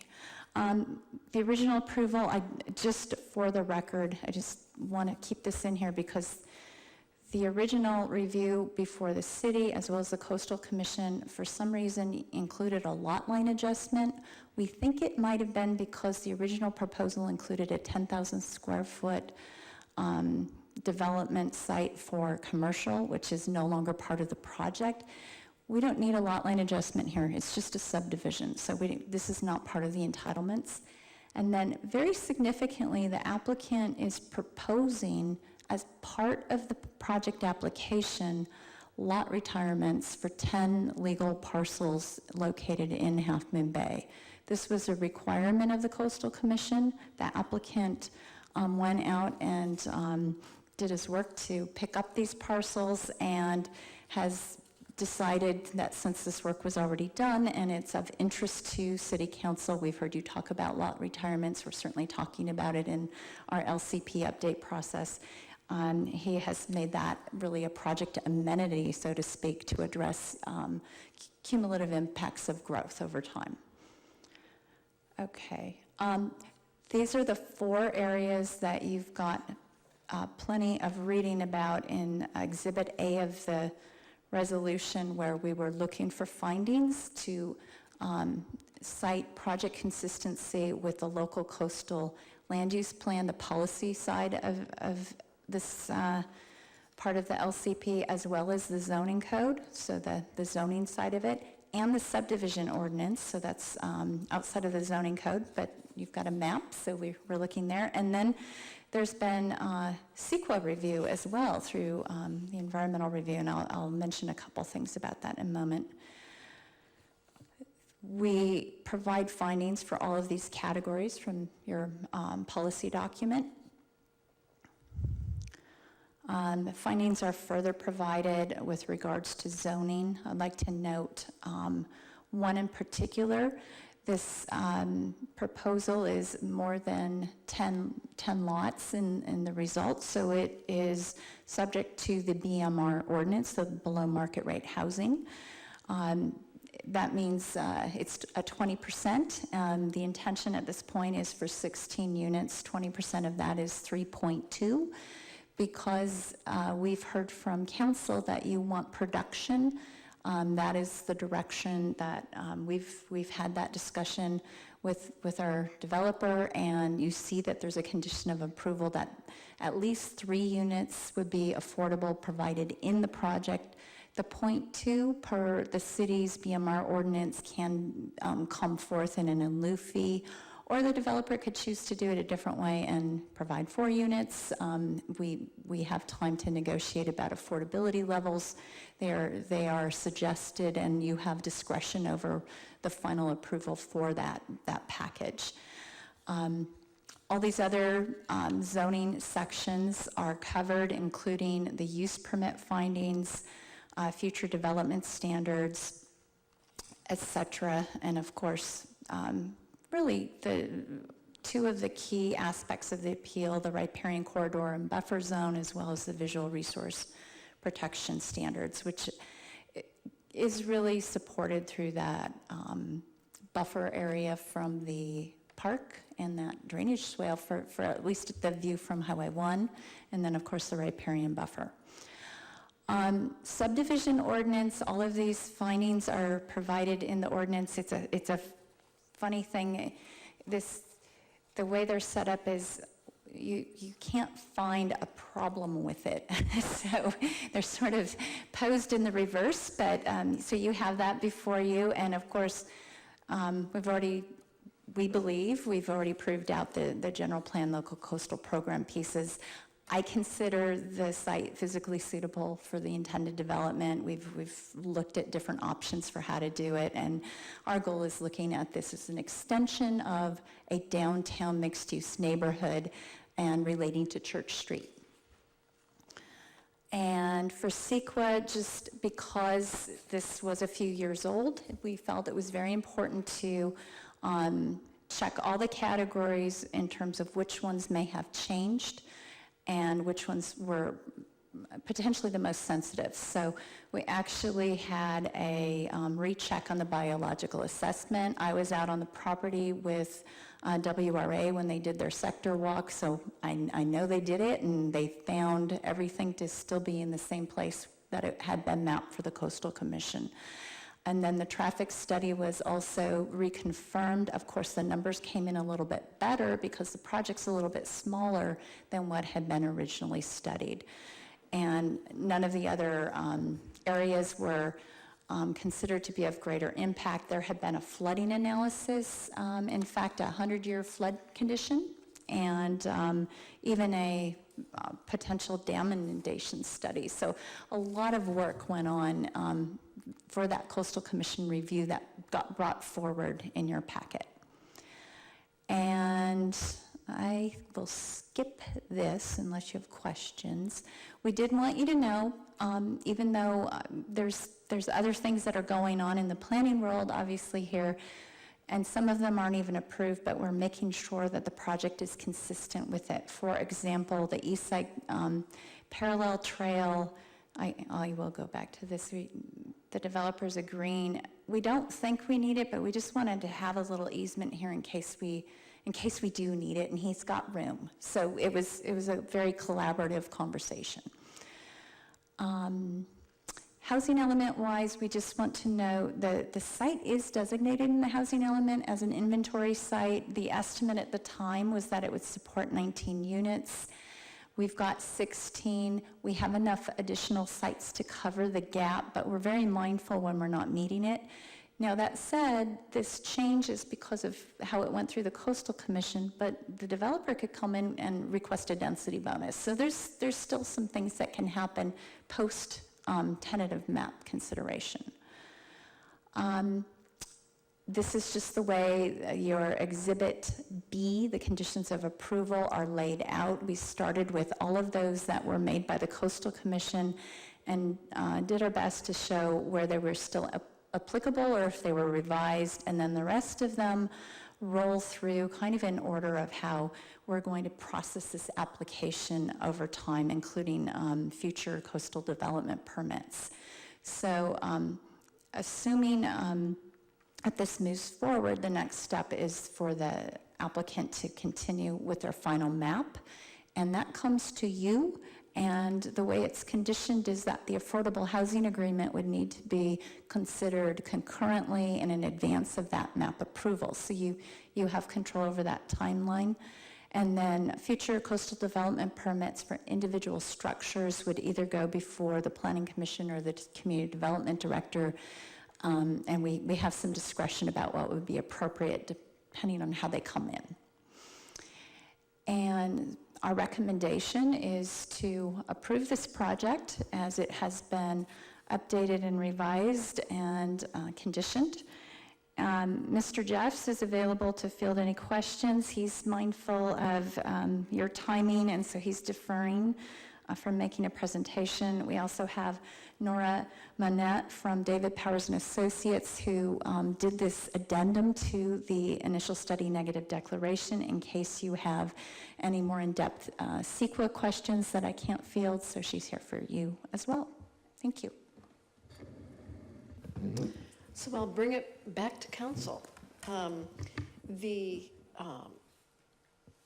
The resolution, which would be the subject of the motion, is on page 66 of your electronic packet. This was a project that was previously, well, a project, this location with this developer was approved previously, it was appealed, Coastal Commission sort of reshaped the project, added new conditions. There was a lapse which resulted in the project, or the map expiring, and the developer had to come back through the process again. The project, as summarized, is substantially the same as approved by the Coastal Commission. So with that, yeah, you may have questions, comments. Vice Mayor Penrose. Yeah, I think it's definitely something that I would be in favor of approving. I like the idea of mixed use, especially in our downtown area. I would urge the council to consider recommending 4 units built rather than in lieu fees. I'm very much against in lieu fees of any kind. We need affordable housing desperately, and getting 4 units may not seem like a lot, but it's 4 more than we've got right now, and we are in desperate need of them. So that's about all I have to say. I love the fact that it's going to be near Pillarcitas Creek, but it's not going to impinge on it in any way, and it'll be lovely for the people that have homes there to be living near the creek and near downtown. Councilmember Rarbach. A comment about the Coastal Commission. A lot of people think that they are impediments, but they actually made this project much, much better. So we're grateful for the existence of that body. So that's just a comment. I have a couple of questions for Jill, or comments. I agree very much with Vice Mayor Penrose that I would almost insist as part of the conditions of approval that we have 4 below market rate housing. I don't know if we do that as part of this ordinance or resolution or what, but when we get around to doing the final map, I definitely want to make sure that we have the 4 units of a below market rate housing. And my last question is, when I looked at the staff report, it says something about the lot retirement was going to be on the mid-coast. Is it, again, I would insist that the 20 lots be in the Half Moon Bay boundaries. Is that? Let me clarify. It's 10 lots. Oh, it's 10 because okay. The net new number of lots is 10. There's 2 now, there'll be 12. Okay. And the mid-coast reference is to how the Coastal Commission specifies lot retirements, both for the unincorporated mid-coast as well as for Half Moon Bay. However, the developers purchased lots are all in Half Moon Bay, as I recall. I've looked at every one of them. So I think it answers your concern. They're here. It does, thank you. Yep. Councilmember Eisen. Yeah, I think it's a great project. For me, I am very partial to seeing a development agreement in the future. I know we don't have one for this one, but it's in my perspective, as you build in the community, it's also good to give back to the community. We heard today about people needing, money for a pool. We have a lot more projects coming up through the planning department in the next, I don't know, year, 2 years at this point, however quickly they come. And I'd like to start seeing some development agreements. It seems like every other town that I seem to research has these things in place for different projects, and I don't know if we just haven't gotten there yet in Half Moon Bay, or what our thought process is, but it's such a generous family, and a family that's been giving back to Half Moon Bay in so many different ways. It seems like a nice combination to give as well.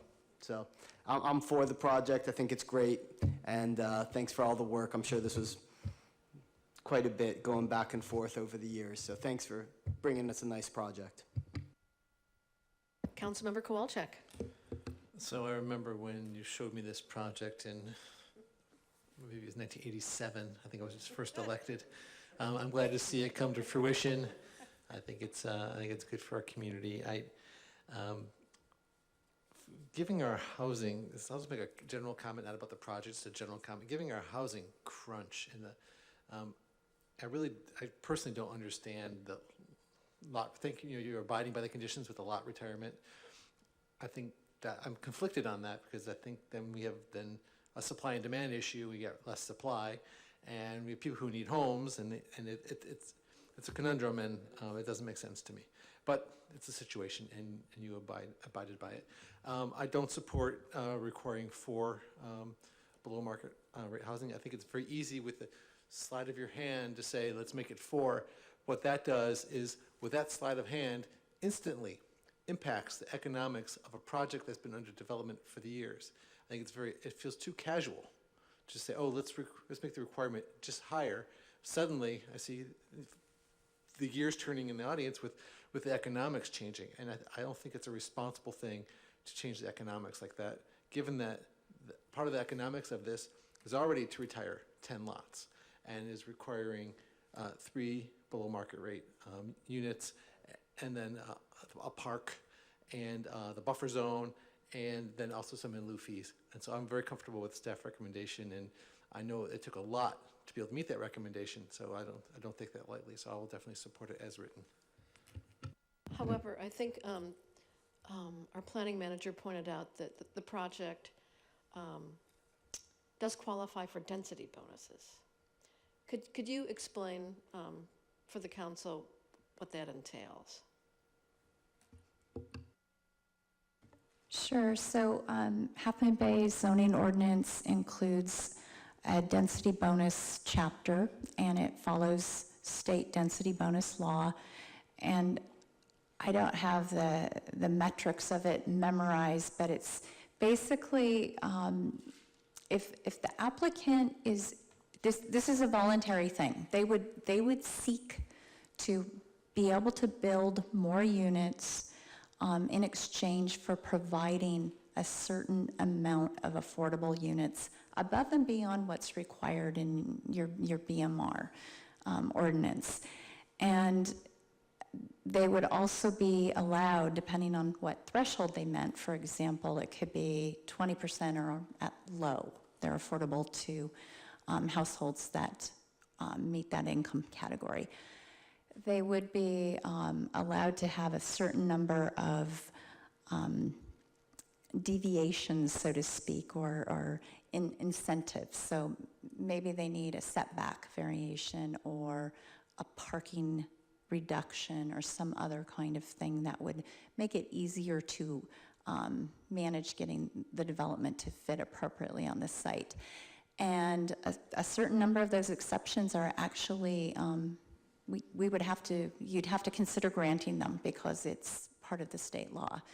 But there's a menu of them. So again, I want to go back to this. There's work that gets done as the developer is going to start laying out the project, and we visit together and we work on it with them. It will crystallize into what fits well, and we'll try very hard to bring you something that you're really happy with. So I would say that ideally it would be good to, maximize as feasible the affordable units, but I'll leave that up to a negotiation between, staff and the Planning Commission and the applicant. But just to say that, from my own personal policy matter, it would be great to see more affordable rather than less. But I understand it has to pencil out. And, but I'm happy with the project that we have here. I think it's well located, and it'll be nice to have a new development in town and close to downtown. So I'm going to support the project. And unless there's any other questions, I assume you don't have any speakers cards. Okay, great. Councilor Cole. I move to approve staff recommendation. Second. Yeah. Could I have a roll call, please? Councilmember Eisen, Yes. Councilmember Kowalczyk, Yes. Councilmember Rohrbach, Yes. Vice Mayor Penrose, Yes. Mayor Reddick, Yes. motion carries. All right. Thank you.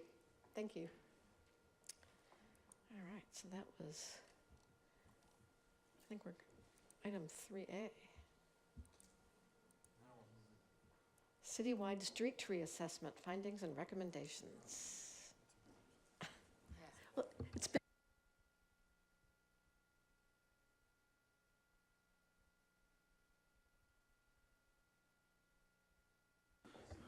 I'm going to let Dan and Paquiza settle in and just do a quick introduction, but I don't think, based on that clock you did your 11 o'clock, we need to extend time and everything with that, but hey.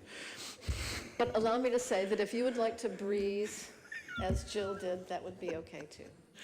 There's going to be no penalty for breezing. We will try to do that, but I like to think this is more interesting, but.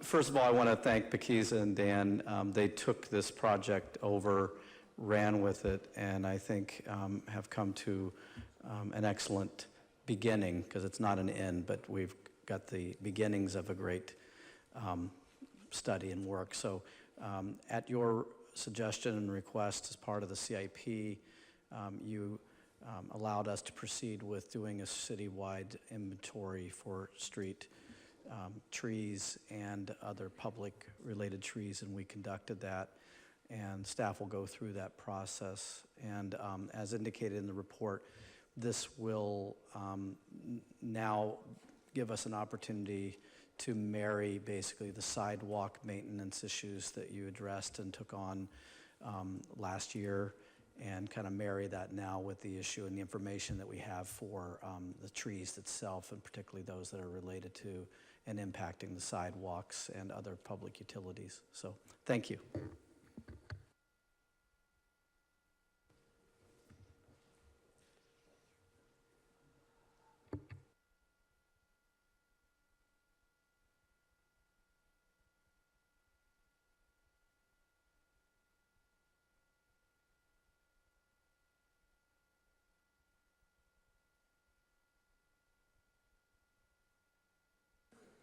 All that time I took here to get you to set up for this deal.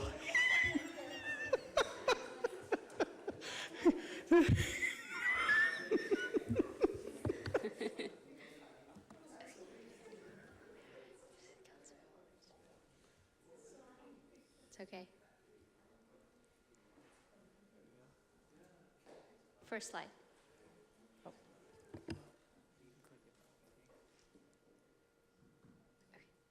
Okay, good evening, Honorable Mayor and respected council members. My name is Paquiza, and here with me is Dan. So it's a joint group effort, and we're here to present on the citywide street tree assessment. The objective of this presentation is for council to receive and accept the citywide street tree assessment report, for staff to present a background and purpose of the study, and to present the findings and conclude with the next steps and council recommendation. So as most of you know, trees are an essential asset to the community and enhance the quality of life. So it's extremely important to study the urban forest and to see what your city's urban forest consists of. Before we go into the street tree assessment study, we'd like to provide you a little bit of background as far as why it was initiated and how it relates to the sidewalk maintenance program, as mentioned by John earlier. So in 2016, the city contracted with Precision Concrete Cutting to perform sidewalk grinding work to mitigate tripping hazards. Approximately 2,500 concrete repairs were done, and of those, 300 locations were identified as needing further assessment. So just to give you an update as far as the current project status of the sidewalk repair replacement program, staff is assessing the 300 locations that needed further assessment by visiting all the sites and identifying the failure causes of those 300 locations. So those 300 locations failure causes are consist of structural failure of the concrete, utility boxes that may be in the way of the sidewalk, and tree roots. So one thing I want to point out here is the city's ordinance is grouped and written for the sidewalk and tree maintenance. So it's really important to study both of those together, but independently as well. So as a result of the sidewalk work done in 2016, with council's recommendations, staff initiated the tree assessment study to study its urban forest. So as a result of this, the tree assessment study and inventory began, and some of the primary objectives of the tree assessment inventory were to determine the impact of trees on city infrastructure, identify any hazards that can be mitigated through the sidewalk repair and replacement program, and finally establish a future tree maintenance program, which Dan will touch base on in a few minutes.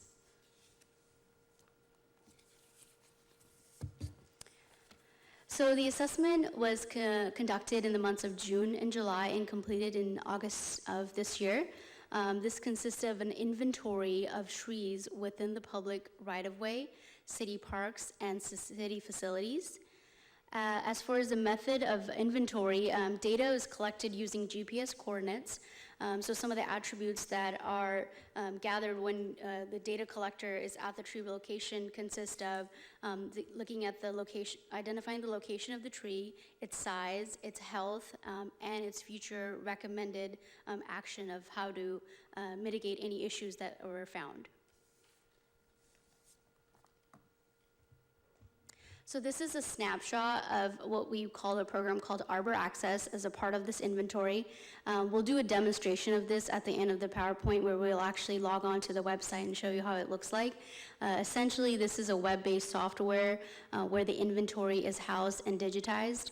It can be edited by city staff. It's meant to be a dynamic program, not meant to be static whatsoever. It helps essentially visualize the trees by its location. Another cool thing you can do, a part of Arbor Access, is to manage your work history and look at your budgets as far as related to tree maintenance and tree works that's being done in the city. This is a snapshot of the general findings of the tree assessment and inventory. As you can see, the grand total of tree sites that were identified in the inventory are 2,628 trees. This consists of tree sites, trees, stumps, and planting sites, essentially where there's a vacant spot for a tree to be planted. One thing I want to note out here is of the 2,429 trees, 110 of them are recommended for removal. So we will touch base about this, but these removals are either where a tree is dead, declining, or either poorly structured and essentially posing a potential safety concern. This next snapshot is the top 10 species that was encountered in the inventory. As you can see, we have a really good variety of an urban forest. One of the common trees, the most common one we have, are Monterey cypress trees. These trees are very coastal native trees and very present in Half Moon Bay. It's a coastal friendly tree and very native all along the California coast. One thing to point out here, during this street tree assessment, staff was able to work with West Coast Arborists, WCA, the contractor for this inventory, to develop a tree planting palette. So this palette is going to be something really useful to the public works, planning, and all city staff when we are encountering any tree removal permits or tree planting permits, or when new development comes in. We now have a good palette of trees that do well in Half Moon Bay's climate. Next, I'll pass it over to Dan to talk about the conditions. Thank you. So this next slide is really just a snapshot of the general conditions of all the trees that were inventoried by West Coast Arborists. And as you can see, the majority of the city's urban landscape is in the fair condition. It's not great, but it's not bad. We have about 7% of our trees are in good condition, meaning that at this very juncture, they really don't need any imminent maintenance. We do have a small amount of trees that are dead, and a pretty good size amount of trees that are in poor condition that will need quite a bit of maintenance in the near future. One thing I do want to point out is with the majority of the trees in the fair condition, most of them are recommended for regular scheduled maintenance, some sort of grid pruning schedule. And it's really important that we establish that soon, because a tree in a fair condition could quite easily become in a poor condition very soon if it's not taken care of properly or any hazards are mitigated as such. And this next slide just kind of dives into those recommendations of the trees in those subcategories. The circled quantities that you see there they equate to those 110 trees that are recommended for removals. And this kind of breaks it down into the subcategories as to why they're recommended for removal. Some are poorly structured, as we mentioned. Others are diseased and declining and are beyond the point of any sort of repair or herbicidal injection to the tree to help save the tree, or any sort of pesticide to kill any parasite that's killing the tree. Also, there's a number of dead trees that can pose a failure at any time, especially with the upcoming stormy season we have. They've subcategorized some dead trees to smaller trees, which just make it a little easier to remove those ones a little quickly. And as we inventory these and do our searching and filtering different reports, that's why they're categorized differently.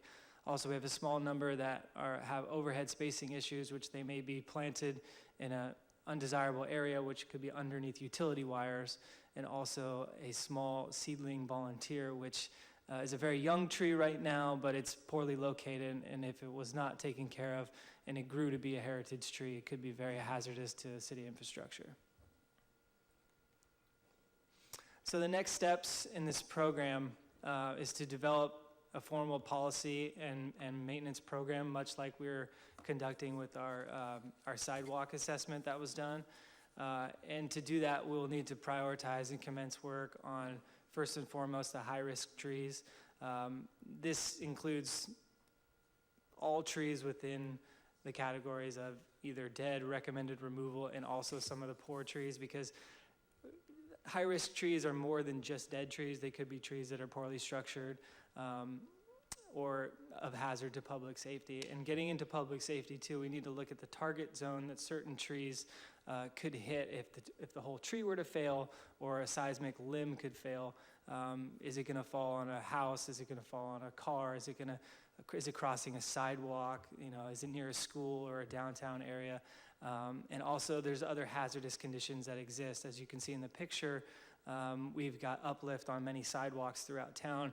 Now we can have a perfectly healthy tree that's just outgrown its livable space and is causing an unintended hazard. And nonetheless, the tree is recommended to be removed in this case, because should we repair the sidewalk without removing the tree, we're just inviting ourselves to uplift the new sidewalk and create another hazard down the road. So in conclusion, we ask that the council receive and accept the citywide street tree assessment prepared by West Coast Arborists Incorporated. Also to affirm the proceeding with the mitigation of the high-risk locations. And we ask the council to direct staff to develop a tree maintenance policy and program based on the findings, and integrate the program with the sidewalk repair and replacement program, and return to city council within 180 days to do so. Wonderful. Thank you for a very thorough. Before you guys have any questions, we can go through the demonstration of Arbor Access if you like. Sure. And then we can field questions after that. So Bakiza is going to do the demonstration from the computer, and I'll kind of talk to the different ways that we can navigate the site and find information and search our inventories. We can do it in a variety of different ways, which is it's really great. We can go one specific address, or we can search a specific type of condition. This is what the site looks like when we first log in. We can go directly from a map view and just kind of dive right in like you would on Google Earth and see many different aspects of the tree, the tree inventory. If you go to the right-hand side, we have the ability to look at all the different snapshots that was taken from WCA's assessment report. We could also search as I mentioned, one specific address in the search bar right there. But then we can go even further with our inventory. So if you want to go to the searching the inventory spot, so we can go here and we can, so we can view the map and it'll populate every single tree that was inventoried in this process. We can take that a step further and make a filtered list based on a specific neighborhood, as if Peguisa was to type in Spruce Street. For example, we get a list of everything that was assessed on Spruce Street. We can map specifically just these locations as well. So when we bring up the map, it'll only bring up these specific trees, and not cloud the entire map view with anything else. So we're kind of localizing our search right here, and it allows us to dig a little deeper. If you want to click on one specific tree, we can also see how the information is inventoried in there and how we can manipulate that as well. So she clicks on one tree on Spruce Street, and we can see the species of the tree. We can see the size that it was, and if there's any recommendations whether it needed to be removed or what type of condition it's in. I can't tell from here exactly what it is, but yeah. So in this case, it's poorly structured, and I believe it's a myoprim tree. Is that right? Yeah, part of the problem with myoprim trees here on the coast is they're very susceptible to an insect called the myoprim thrip, and so they end up just weakening the tree and they become poorly structured, and there's not much you can do about it. It's just too far gone at that point. And you can also click on a street view of each tree. It doesn't give you a picture like the arborist took. It's more of a picture that's linked with Google Earth, but it does give you an idea of how it sits within the urban landscape. That little plant right in front of you. That's just an icon. That's within the when the arborist was out doing his assessment. That's where the actual GPS location is where that actual plant is. So he did a pretty good job because he got it almost spot on. And that comes really helpful when there's a lot of trees right next to them, and you can kind of see the one that it's actually pointing to. Yeah, in this area where we can see a lot of the details on the tree, if we were to hire a WCA to actually do some physical tree trimming, or we have a maintenance crew in-house do any sort of tree trimming, we could go right back into this format here, update any maintenance records on the tree that have been done. So if this particular address was searched down the road, a couple years down the road, you have a maintenance record as to what's been done on the tree, whether it's been pruned. Even if something were to fall in a recent storm, if we're going to go cut a limb that's fallen, we're going to update that in the system. So at least if trees have a history of dropping limbs, we have a pattern that we can reference. Councilmember Kowalczyk had a question here. Yeah, just briefly, is that our required procedure? Or do we need to codify that? So the standard operating procedure is to update the system when there is maintenance on the trees?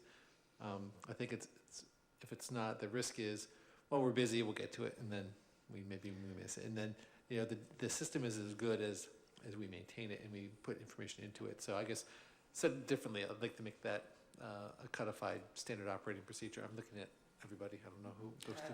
No, absolutely, I agree. I definitely think that's something we definitely need to integrate into the maintenance policy that we're going to be coming back to with you guys. Also, we want to integrate technology in the form of tablets through our maintenance crews that are out and about. So if they do come about this type of stuff, we can input it into the system in real time rather than writing it down and, like you said, having now a stack of that you have to get to later on. So it's a lot easier to do it in real time, one by one, than having to do it later on with a couple hundred or so. So it's definitely something that we're going to take seriously and implement immediately. So the one you were just on Spruce Street is actually one I took a look at before. Oh, what do you know? Yeah, interestingly enough. And it's in the property zone of, or to me, it probably isn't technically in the property zone of the people that live in the house, but it's in their fenced-in area. I'm curious just kind of like how we're gonna run into that same problem we did with the sidewalks, however many years back that was before I was on here, but just in terms of like who's responsible for what, and did you break that down for me? What do you got? Well, part of the, obviously we didn't assess every single tree within the city limits of Half Moon Bay. The trees that are in this assessment and in this inventory, even like you said, even though it might fall within the property lines of this particular house, it is, it does have a correspondence to the public right-of-way. Its proximity to the sidewalk, the canopy that overhangs the sidewalk, and the potential parking spaces there, which is considered the public right-of-way. So if it did have a failure at this point, whether it be a limb or the entire tree, it could have some sort of impact on the public right-of-way. So that's why these trees were studied. Now, to your point as to what type of maintenance or who is responsible for that, that's where we defer to you for direction later on.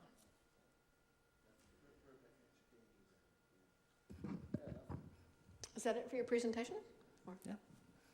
Wonderful, really excited by it. Well, I want to ask the city attorney to weigh in. It is a citywide program, but I know that 2 of the trees are next to my property, and I asked the city attorney to address potential conflict issues. Great, yeah, so I did have an opportunity to look into that question, and concluded that there is no conflict here, but just to sort of describe the question, so the FPPC rules prohibit public officials from making decisions where they have a financial interest, but there's an exception to that rule. So specifically, the public official has a financial interest in a governmental decision if it's, forgive the legalese, if it's reasonably foreseeable that the decision will have a material financial effect distinguishable from the effect on the public generally, on the public official or one of their financial interests. So this public generally rule is something that's important to look at when you look at this question. And I worked with the Public Works Director to look at this scope of this program, and basically concluded that because it is a citywide program, it would affect the public generally under how the FEPC describes that exception. And furthermore, basically what the council is doing tonight is receiving a report and then directing staff to develop a policy. So the policy is going to come back. We sort of reserve the right to look into this question again when that policy comes back to confirm that this exception still applies at that point. But at this point, I'm comfortable with the council moving forward without recusal. I move that we accept the fancy tree report. I'll second. It's actually a 2-part motion. We're accepting the report, and we're directing staff to develop a tree maintenance policy and program. I apologize for being so flippant. So I move that we accept the fancy tree report and further direct staff to develop a tree maintenance policy and program. I'll second that one. All in favor, say aye. Aye. Any opposed? Motion carries unanimously. Thank you, team. Great report. I just want to point out that I believe, Dan, aren't you an arborist yourself? Okay, great. We have an arborist and an engineer together. Great team on this project. Madam Mayor, if I may, I just really want to thank Dan, Pakiza, and John on this project. This is one of those organizational infrastructural items that we will value and take advantage of moving forward. They worked very hard on this. This is really good information. We're trying to get to the point where we could do GIS, not just for trees, but for everything else, and have nice layers. And so really nicely done. Thank you very much. And I think it will serve us well. I did want to ask a rhetorical question. I didn't notice that there were many spruce trees on Spruce Street. Just to point that out. Zero.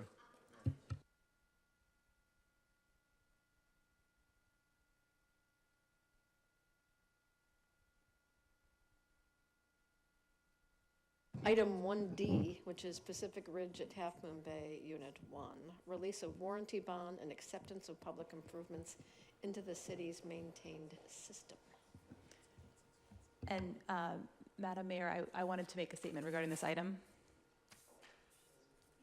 I discussed this with the city attorney. Great. So I wanted to let the council and the public know that I will be recusing on this item. And actually, if any future items regarding the Pacific Ridge project, which will be handled by the prior firm, ABC. And the reason for that is that my firm represented an opponent to a discrete aspect of this project back in 2013, and this was an issue related to the hog wire fence. And this fence was not proposed or evaluated as part of the subdivision application, and it was long enough ago that the FPPC rules don't require recusal, but out of abundance of caution and just to ensure compliance with the State Bar's ethics rules, I will not be participating in this item. So for that reason, I'm going to go ahead and follow, well, the rules are a little bit unclear what the city attorney is supposed to do in this situation, but I'm going to go ahead and follow what council members do when they recuse and actually leave the room, and then I will come back when you are concluded. Actually, I was going to have this item at the end so you could go home. Maybe Well, that's okay. I'll have a Martinelli's and be back in a little bit. Okay, thank you. Sorry about that. Okay, so back to the staff report, and then I have one speaker on this item. Item 1D. 1D. Thank you, Mayor, council members. I'll be brief. This is a pretty straightforward request, which is with the expiration of the one-year warranty bond on the public improvements, we are asking for authorization to release that warranty bond and to go ahead and accept the public improvements into the city-maintained system. We have reviewed those materials and improvements. We found that they are working properly and that they were installed properly, and we have not had issues as a result. And again, with the warranty bond, is a one-year warranty bond, so this is a pretty perfunctory duty and responsibility. This will add a little bit of linear miles to our maintained inventory for street maintenance, but that's part of the deal. So thank you. I'll end with that. I have one speaker, and that would be, looks like Jerry Steinberg.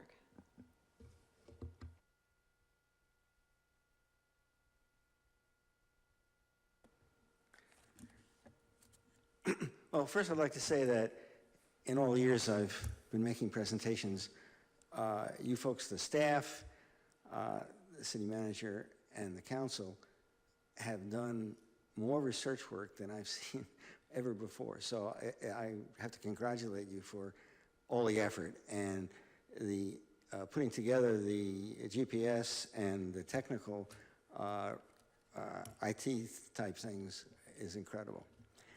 The reason I wanted to speak today, this evening was exactly the issue that Catherine, I believe it's Catherine, the attorney, recused herself from.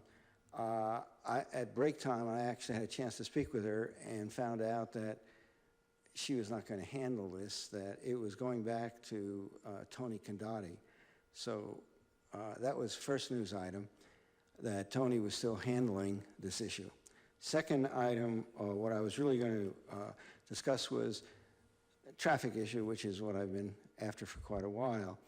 And I had a chance to talk to John Doherty also at break time, and it was very interesting.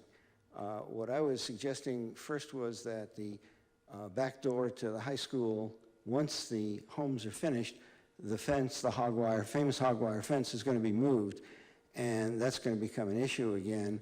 And it's an issue even now where people are coming up and dropping off their kids. And some of the nice people, in fact, the people that her firm represented, are allowing the kids to go into the high school. What I was thinking was that if whatever happens on Terrace, if a light goes in, that one of the solutions would be to have a right turn lane on Silver and have the people go up to the high school and then come down terrace to get out at the light. What John was suggesting to me was that the thought now is, which is a good thought, that the people would go up terrace all through the Alianto development and come out at the back road behind the high school, and then he was suggesting that they would come back down out terrace. But obviously that was a proposed rear entrance. I'm not sure if it's going to be available for cars, and will the high school will allow the cars to come down, if they would allow them to come down the back road and then go out Louis Foster Drive. Excuse me, Jerry, I don't think that this is actually relevant to the item. We're talking about releasing the warranty and accepting the public improvements. I'm not sure what this has to do with the circulation. Oh, well, it was, the idea was that the use of these streets is now, according to John, would be extended, and I'm not sure if Alianto, if those people, you're dropping something on that site, and whether they would agree to it. So it has to do with the circulation in there, because if you remember, John Ward was quite upset with the idea of having a roadway through the heart of the property, so it does apply here. And what I'm suggesting is that the city really needs to talk to Alianto and understand whether they're going to appreciate when the houses, it'll take a number of years, but you're going to have over $100 million investment where people are driving up and driving back down. And so you're dropping it on them and they have no say in it. So I think you really have to discuss that. So that's all I have. Thank you. Thank you very much. So I'll bring it back to staff. Do you want to address that at all, Mr. Dowdy? What I would say is that at this point, we are anticipating phases 2 and 3 final maps and the subdivision improvement agreements to be at the council on the 21st, November 21st, and that would be a more appropriate time to discuss the issues with the upper reaches and the extension. What I can say is that in that, there will be no car access through that, but there will be pedestrian access allowed back between the ending cul-de-sac in phase 3 into the road that is up above and behind the school district property. Any questions? Motion?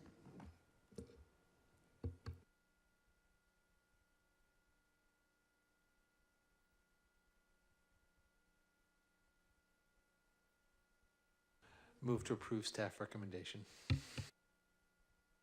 Second.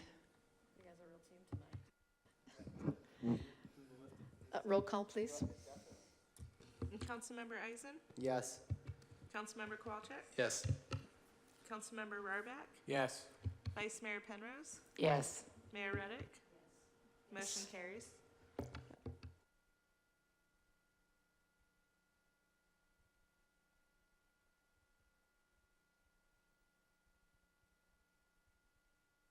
Madam Mayor, as you're collecting, only because the statement was made publicly in terms of the November 21st agenda, I'd like the opportunity to consult with the mayor and the vice mayor about that, because we have cannabis is also scheduled for that day, as is another big item that I'm not remembering right now, but just given the public comment we had today, I just want some help managing that agenda. So, Jared, just so you know, in case that might change. Okay, and welcome back to Catherine. All right, we're moving on to item 1F, which is authorization to jointly apply with the San Mateo County Harbor District for grant funds. Pulled by Councilmember Rohrbach.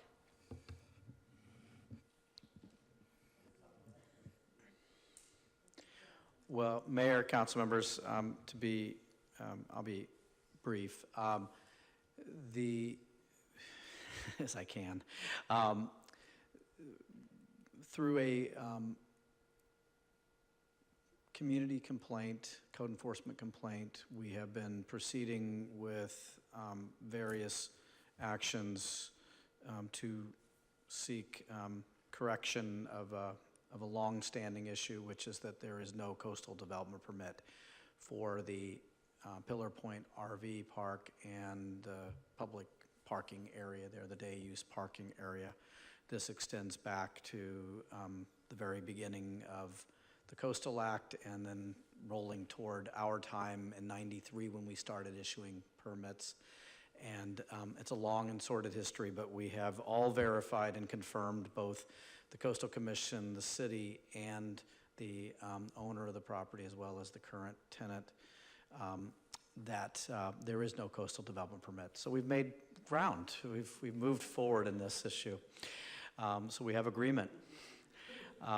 What we also have heard throughout the years that now I've been working on this issue of the coastal development permit, and going back beyond that, is the primary concern that has been identified by the community members is about access to restroom facilities for Surfers Beach and that general area of the trail and that extends into the harbor area and then back toward Miramar and the city.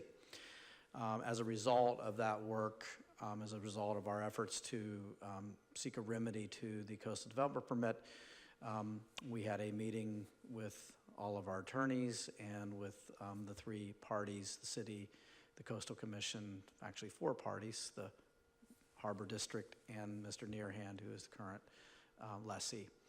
And out of that came an agreement for basically working over the next 90 days to get an application in and forwarded with that. Out of that, staff took some liberty, which was to indicate that we would bring this item forward to the council for consideration and make our recommendation to allow us to proceed in concert with the Harbor District in terms of making application for grants that we know are available and around for purposes of developing public restroom facilities along the coastal area. So that's why we're here, where we are. Steve McGrath has stuck it out over here with the Harbor District. So we are looking at a pretty small investment of staff time in this. Most of these are pretty straightforward applications. We don't see bringing Thompson in, which is our consultant firm, into this, other than perhaps just helping us to identify grants, but not to actually write them and put them together. The Harbor District and Steve is working with his board, but they're planning to work toward developing the site plans. And at this point, we're looking at this restroom to be pushed toward the day use area near Surfers Beach and the trail, and probably pushed as far up and as close to and away from erosion areas and as possible up toward Highway 1. That will be subject to some discussion and issues, but the Coastal Commission and staff have been very closely involved in this. And what they've indicated is that if we proceed with developing this bathroom, they don't see major issues from their perspective in terms of this coastal development permit being able to move forward. So that concludes my report. Thank you. So Councilmember Rarbach. John, thanks for your report. I'll tell you why I pulled this. I definitely believe that it's important to have a bathroom near Surfers Beach. That's not the issue, okay? I just think that this proposal of adding new infrastructure in a place that very well could go away because of erosion is not a good idea. It also is going to take away some valuable parking space near that RV park, which I think is also not a good idea. I think that the existing bathroom, which predates the RV park, could be rehabilitated, could be opened up, and would solve the problem of not having new infrastructure that is also going to impede the views to the harbor. So it just seems to me that we should put our resources in developing the grant application to rehabilitate the existing bathroom and open it up to the public. That's where I'm coming from. Councilmember Kowalczyk, politics is the art of the possible. You know, I think we're at what's possible, given all that's been going on and the players, and I just think we've got the solution that everybody can buy into at this point. I totally get what you're saying, although I actually think that the location at the RV park, I see, you know, sea level rise and coastal erosion taking that out too. So I'm not sure that the investment, you really gain much if you're worried about erosion and sea level rise. I think that's a problem there too. So I get it. Ideally, you know, it should have happened that way. But I can also see that the RV park might want to have its own separate restroom facilities and not have, you know, all of the public. The using RV it. park doesn't need the restroom facilities because there are sewage hookups on all the RV sites. The people who go there don't use, well, first of all, it's closed, so they couldn't use it. But they don't need, the RV tenants don't need the bathroom there. But the people who use Surfers Beach do need a restroom, and it's there.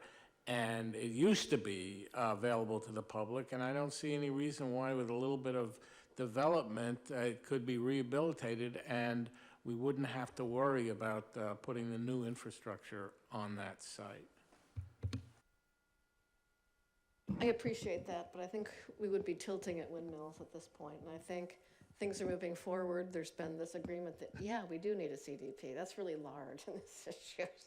So I'm going to support the staff recommendation on this and solve the problem. We need that area needs a restroom also, I think, and we have some grant know-how and can put a few resources into it, I think. I think that's the way we get over this. I'd like us to get over this. So I take your points, you know, to heart. I wish it could be that way. I wish it were so. Any other council members want to weigh in? Either way, whichever way we go, if we can get like a little shower piece there, I don't know if that's too much to ask, but you know, as everybody surfs at Surfers Beach, to be able to rinse off afterwards, the water is not necessarily the best quality, so nice to get it off you as quickly if that's possible. Just Yeah, throwing if we're that out doing a there. bathroom, we should do a shower fixture for sure. Yeah. Anybody else? So I just wanted to say I appreciate your comments, and but I do think we need to move forward with staff recommendation. So I move to approve staff recommendation. Penrose, do you want to keep up your pattern for the evening? I'll second. All in favor, say aye. Aye. Any opposed? No. Okay, its motion carries 4-1 with Councilmember Rarbach opposing. Okay, thank you, Councilmember Rarbach, for making very good points and, you know, opening up the discussion to all of us. Okay. So, I think we just have item, what is it, 1G. And I'm actually recommending that we take this item off the agenda. And the reason is, you know, we're coming up to 2018 where we have to revisit the employees' MOU. And I noticed that there's some issues, like some of the side letters would affect one MOU, a previous MOU, and some the current one. I think we need to have more discussion about this than tonight, so I'm asking it to come off the agenda. We're supportive of that. Yeah, okay, great. So, do we need to take a motion to continue, or, okay. But thanks for asking that question. And so,